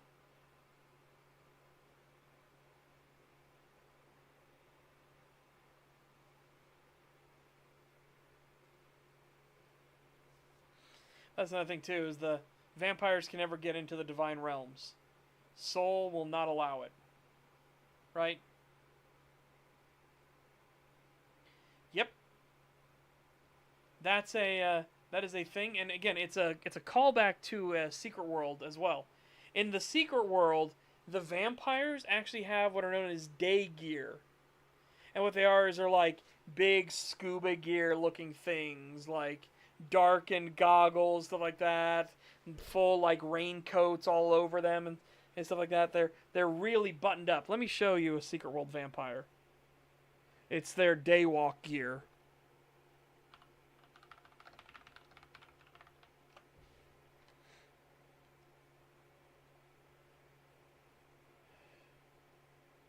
No, that's the area that's covered in night. I don't want to show that. Don't. Come on. You have everything. Oh. The infamous. The infamous one. We did so many speed runs of this. This is the infamous challenge. The cost of magic.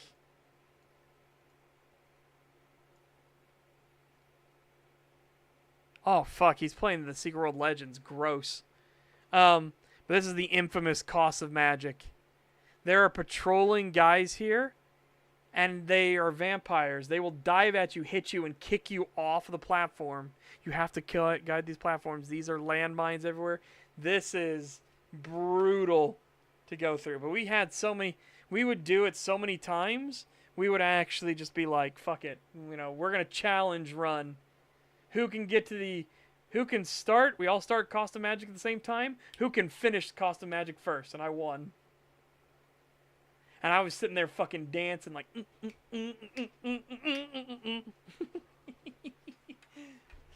Cost of Magic is brutal. That is one of the most difficult ball ache of a fucking Secret World missions ever. Ever. Oh my god. Oh, here we go. Here we go.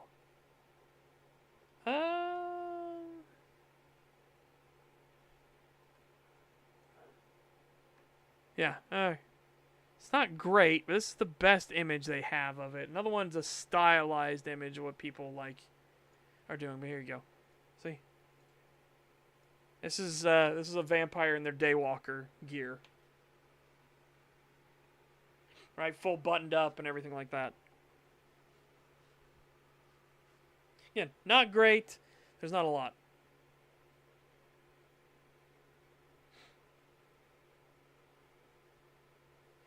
So, vampires that want to remain hidden, they have to get creative with how they hide themselves, right? Because if you look like this walking around in the streets, you're going to draw attention. Some of them don't bother. They just take the hit and they just, like, stay near, like, alleyways and shit like that so they can duck into it if they need to.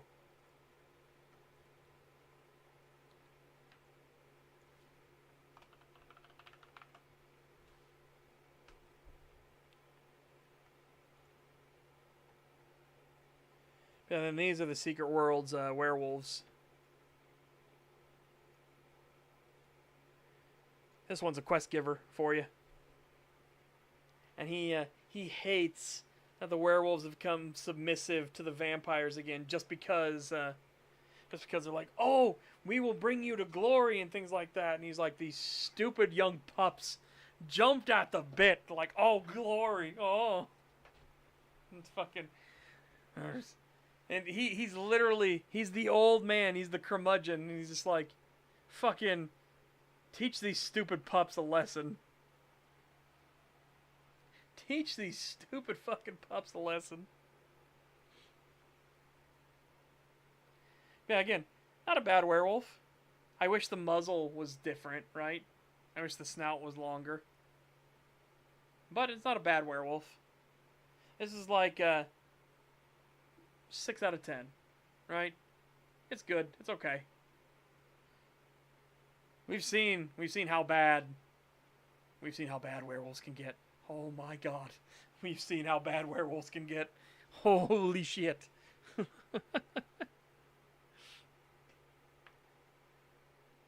Yeah, I don't like the short snout. But, you know, it's fine. It's better than the vast majority we've seen. Holy shit.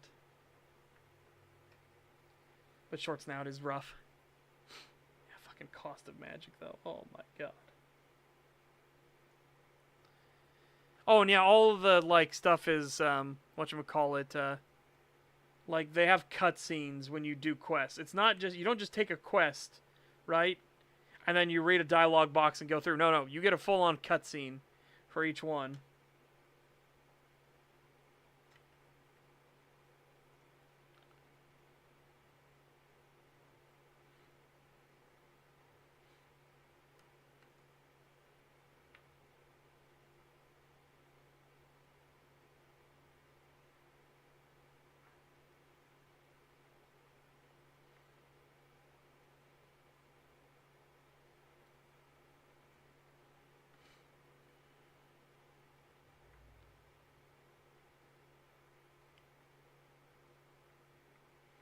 Wait, werewolves are a new meta?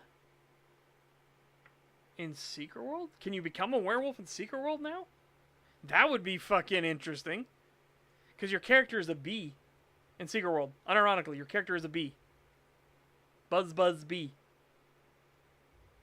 That's where all the lore entries and everything like that. You pick up honeycombs.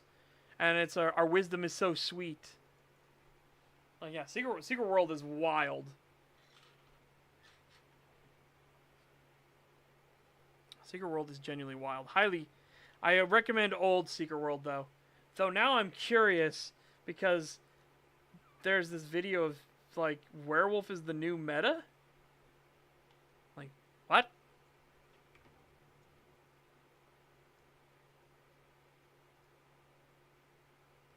What exactly do you mean, sir?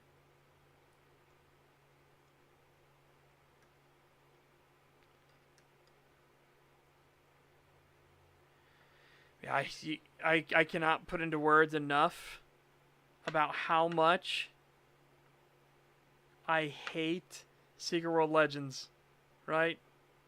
I cannot put into words enough how much I despise Secret World Legends. They took something great and they shit all over it to try and get more money.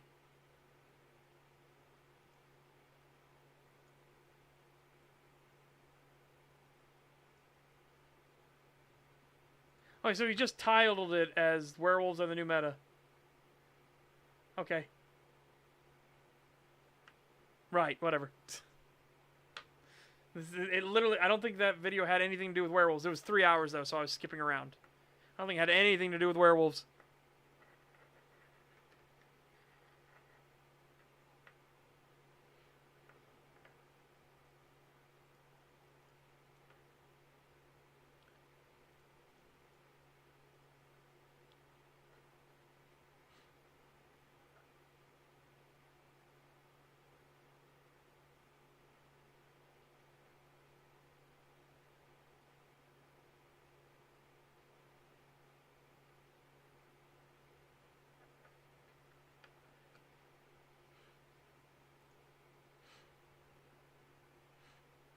Okay.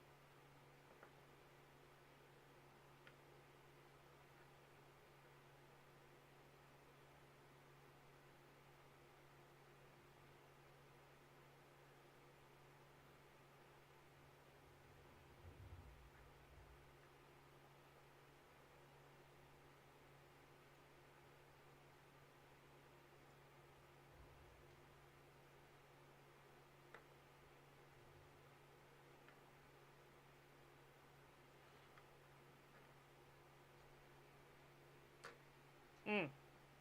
Oh, I didn't think about that. They were thinking more like metaphysical things, right? Of like, what would be the worst werewolf to be? And they're like, the ones where you're permanently a werewolf and you suppress all consciousness and everything like that. It's like, oh yeah, that's yeah.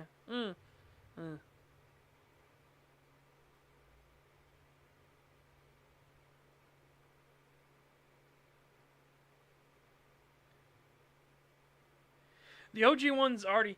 Well, you can still play the OG Secret World. Like, I think I still have it installed. 1 second, we're gonna go look.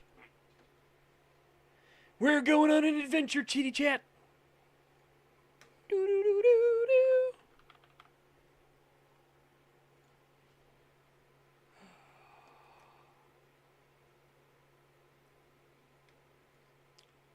Importing.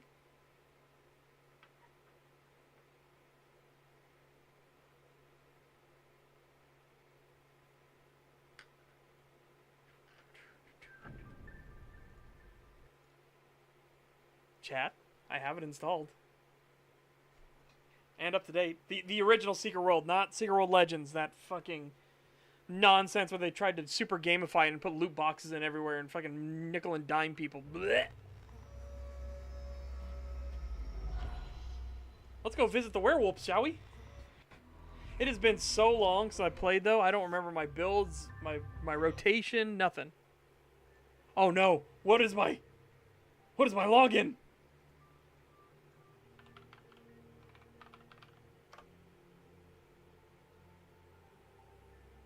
Fuck! I don't remember my login. No.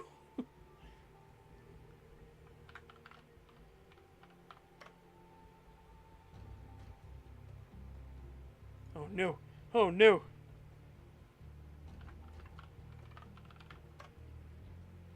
I hate loot boxes as well. Fuck! Cause now I gotta go through fucking Funcom's esoteric awful.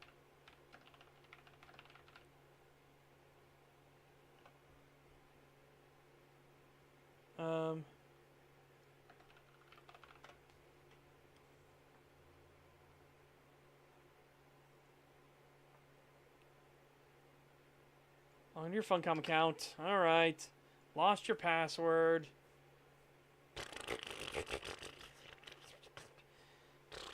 And the worst part about Funcom's esoteric, shitty-ass system, how long does it take to get your fucking password thing? Let's find out if we got lucky. We got so fucking lucky. Oh my god.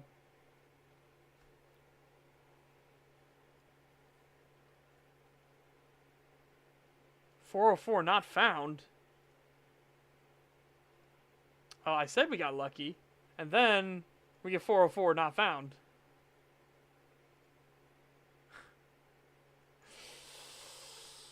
Motherfucker.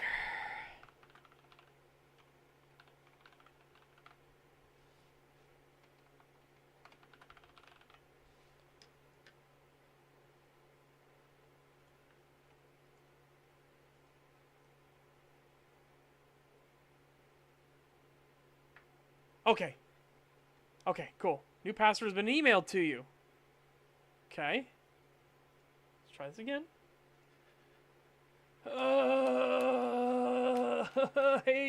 Hate the old esoteric systems. Your new details are as follows. Thank you. Login. Okay. Never. Please update the password. Yes, please. I will do that. Change password. Current one. New one.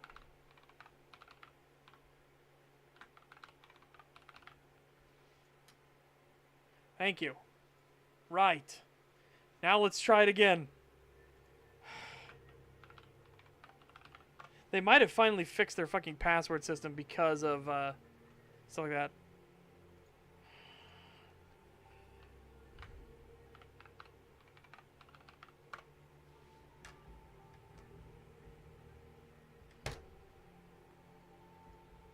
You motherfucker. You better do it.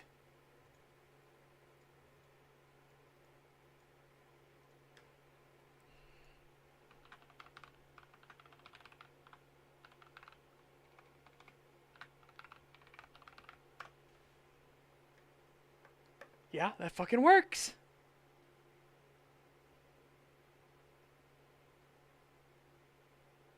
Okay.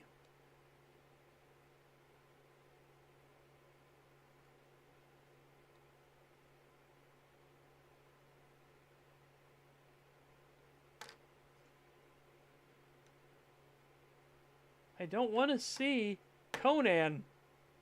I want to see my account. Not Conan Unchained. Oh my god. I wonder. Hold on.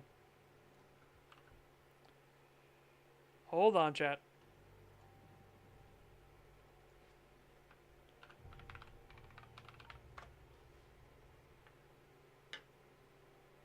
Oh, there we go. It went through. Alright, cool. Krautman! Anyways, this is me. Let's go meet the werewolf, shall we? We're gonna go meet the werewolf. It's been so long. Holy shit.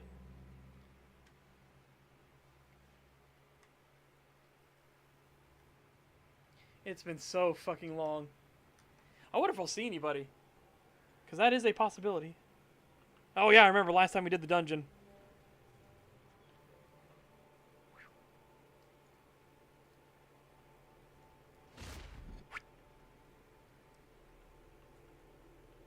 Also, yes, your money is Pax Romani. Yes.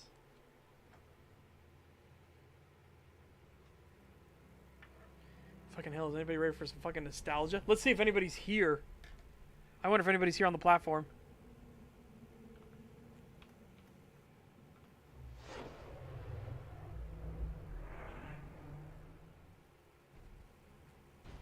Oh, there's people.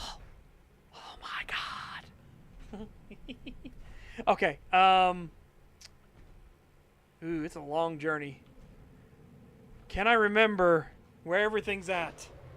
I think we go here and then we jump down to get to the stuff faster.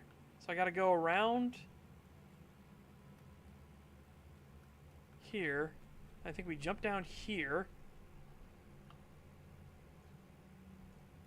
Oh no, we don't want to go City of the Sun God.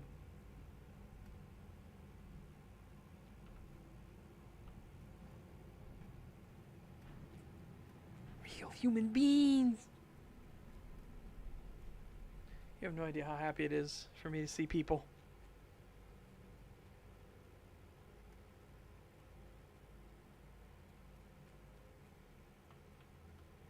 I'm trying to remember how to get there, you know? Because we need to get to...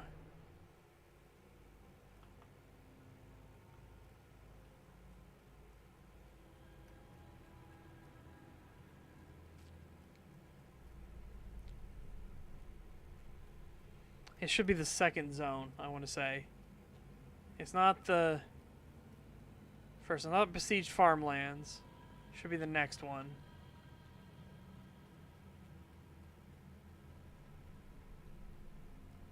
And we'll go visit the werewolf.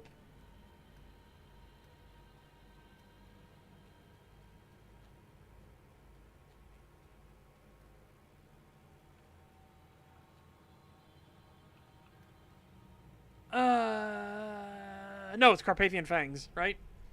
Right. Carpathian Fangs. I'm pretty sure it's Carpathian Fangs.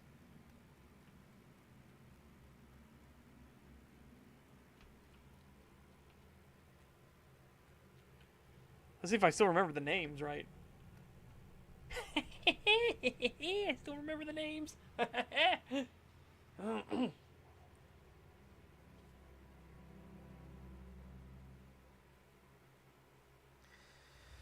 Go to Carpathian Fangs!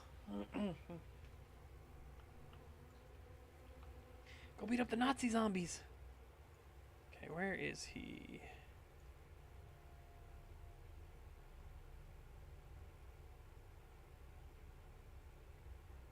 Okay.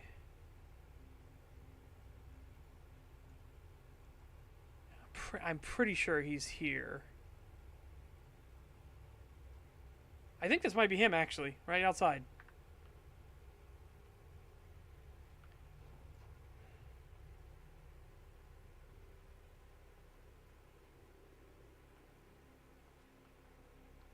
There's a werewolf with his pack.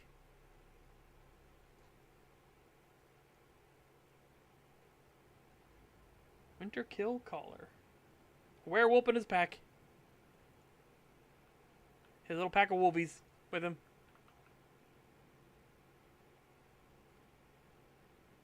Yep, here he is. Hi, buddy. It's been a while. How you been? A dying breed. Dogs of war.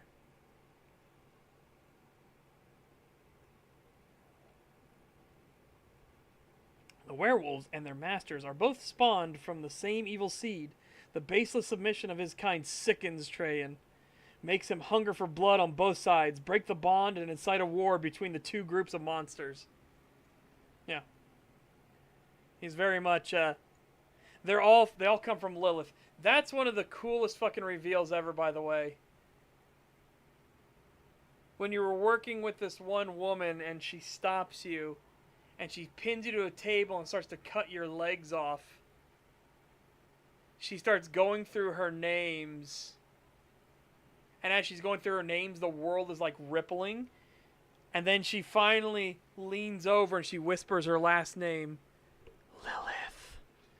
And your body starts freaking the fuck out. And she's like, that's it right there. The name implanted in the racial memory of all of humanity. Placed there by me, the mother of all monsters. And it's like, holy fuck. God, that was such a great reveal. Holy shit, the Secret World had such great fucking storytelling. Genuinely, the writing in Secret World was so fucking good. This actually makes me kind of sad and nostalgic at the same time. Yep. She even plays to that. She spreads her legs and she rubs at her groin. She's like, the womb that bore the seed of evil.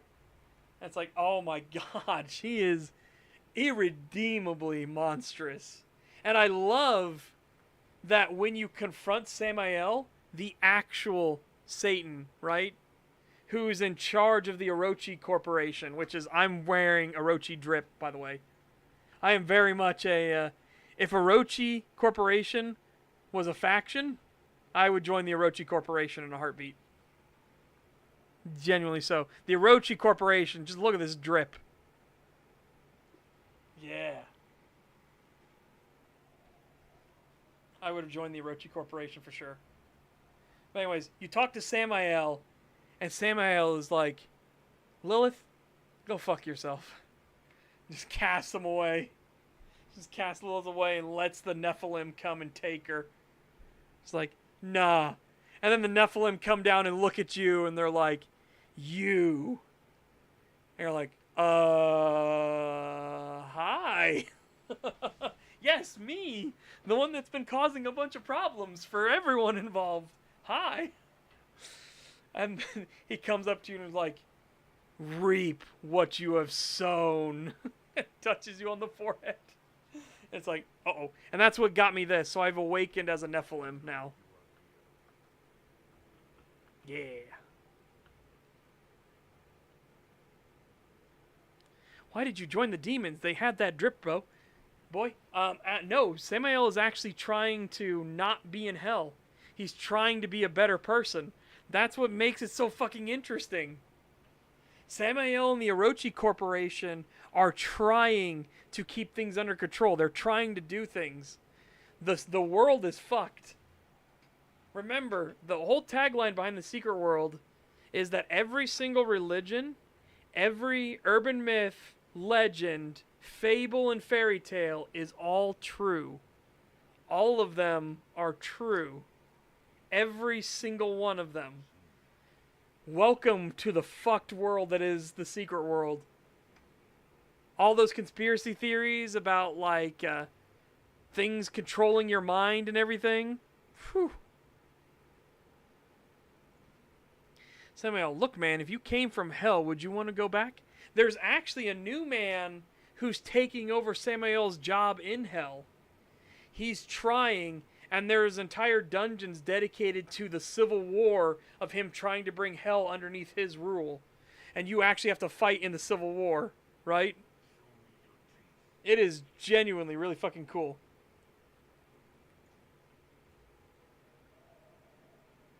Yeah, it's good to see you. It's good to see you, big fluffy. Give me your face. Give me your face. Hang on, can I do the... is there the one emote? Hang on. What emotes were there? Oh, by the way, I have... For anybody that's an old school Secret World player... Moonwalk Pro. Oh! Oh, baby! Nobody's gonna understand why that's so impactful. But if you played old school Secret World, you know how to get Moonwalk Pro. Holy shit. Oh. Yeah. But I was gonna try to rub his face.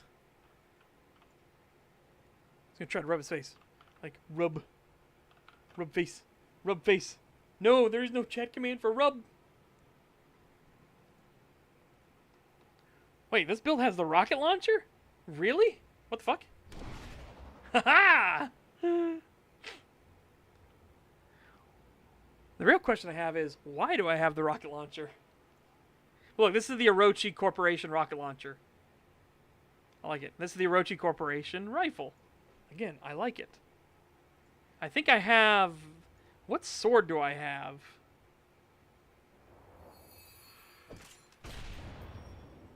Oh no, this is my pure leech build.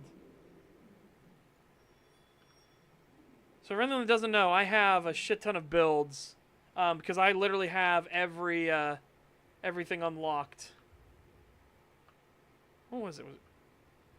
No. God, what was the old commands? If you can remember the old commands of the skill wheel. Here we go, in. See, I have everything unlocked. All the stuff unlocked. Including all the Ox weapons and everything unlocked. This is the only one that wasn't. This is where the grind came in. This is where the fucking super grind came in. Oh my god. Yeah. And then, of course, they added a new tier afterwards. So, tier 10, and then you could go up to tier 11. So, that's what we were trying to do. We were slowly building our way up through everything. All the way through all the augments and ages system, all of it. Yeah, I have a lot of builds. So this is my Nightmare DPS build.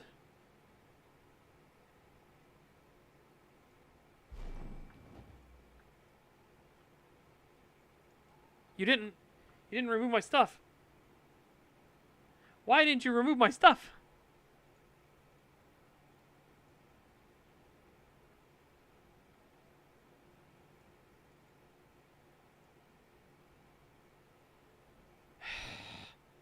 Right, so I gotta find my pistol, and I gotta find my, my sword.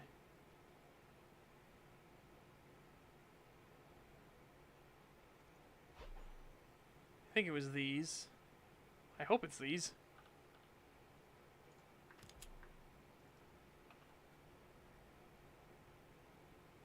Oh, it's hammer. I see, it's hammer. Okay. Right. Or is that not hammer? That's elemental, right? Elementalism. Okay, that's elementalism. Right. Which one was the better one?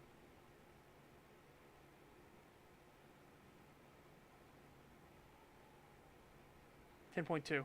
Okay. Yeah.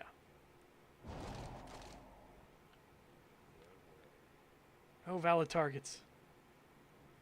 This was for the nightmare dungeons and everything, which, fucking trust me. Oh boy. Hi there, buddy. I'm gonna come down and shoot you, just to show it.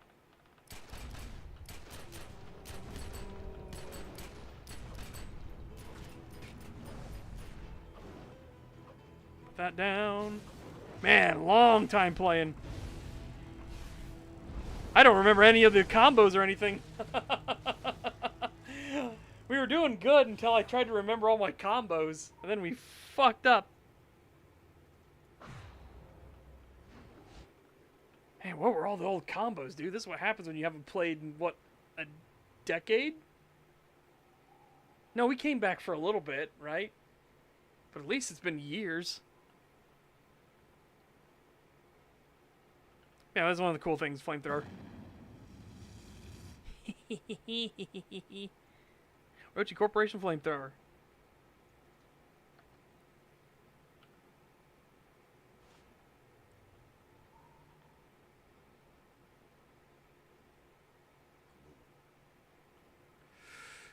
Right. Anyways, I gotta stop. I'm getting way too nostalgic. Way too nostalgic. Oh, mein Gott ist Ihnen. But yeah, chat. Tomorrow we will be watching The Goonies. So hopefully I'll see you guys for that. In the meantime, hope you guys take care.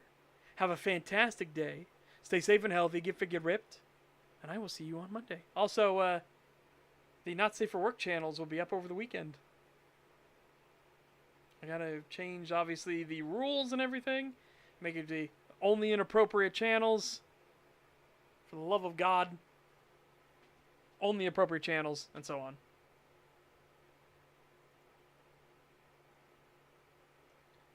Yeah.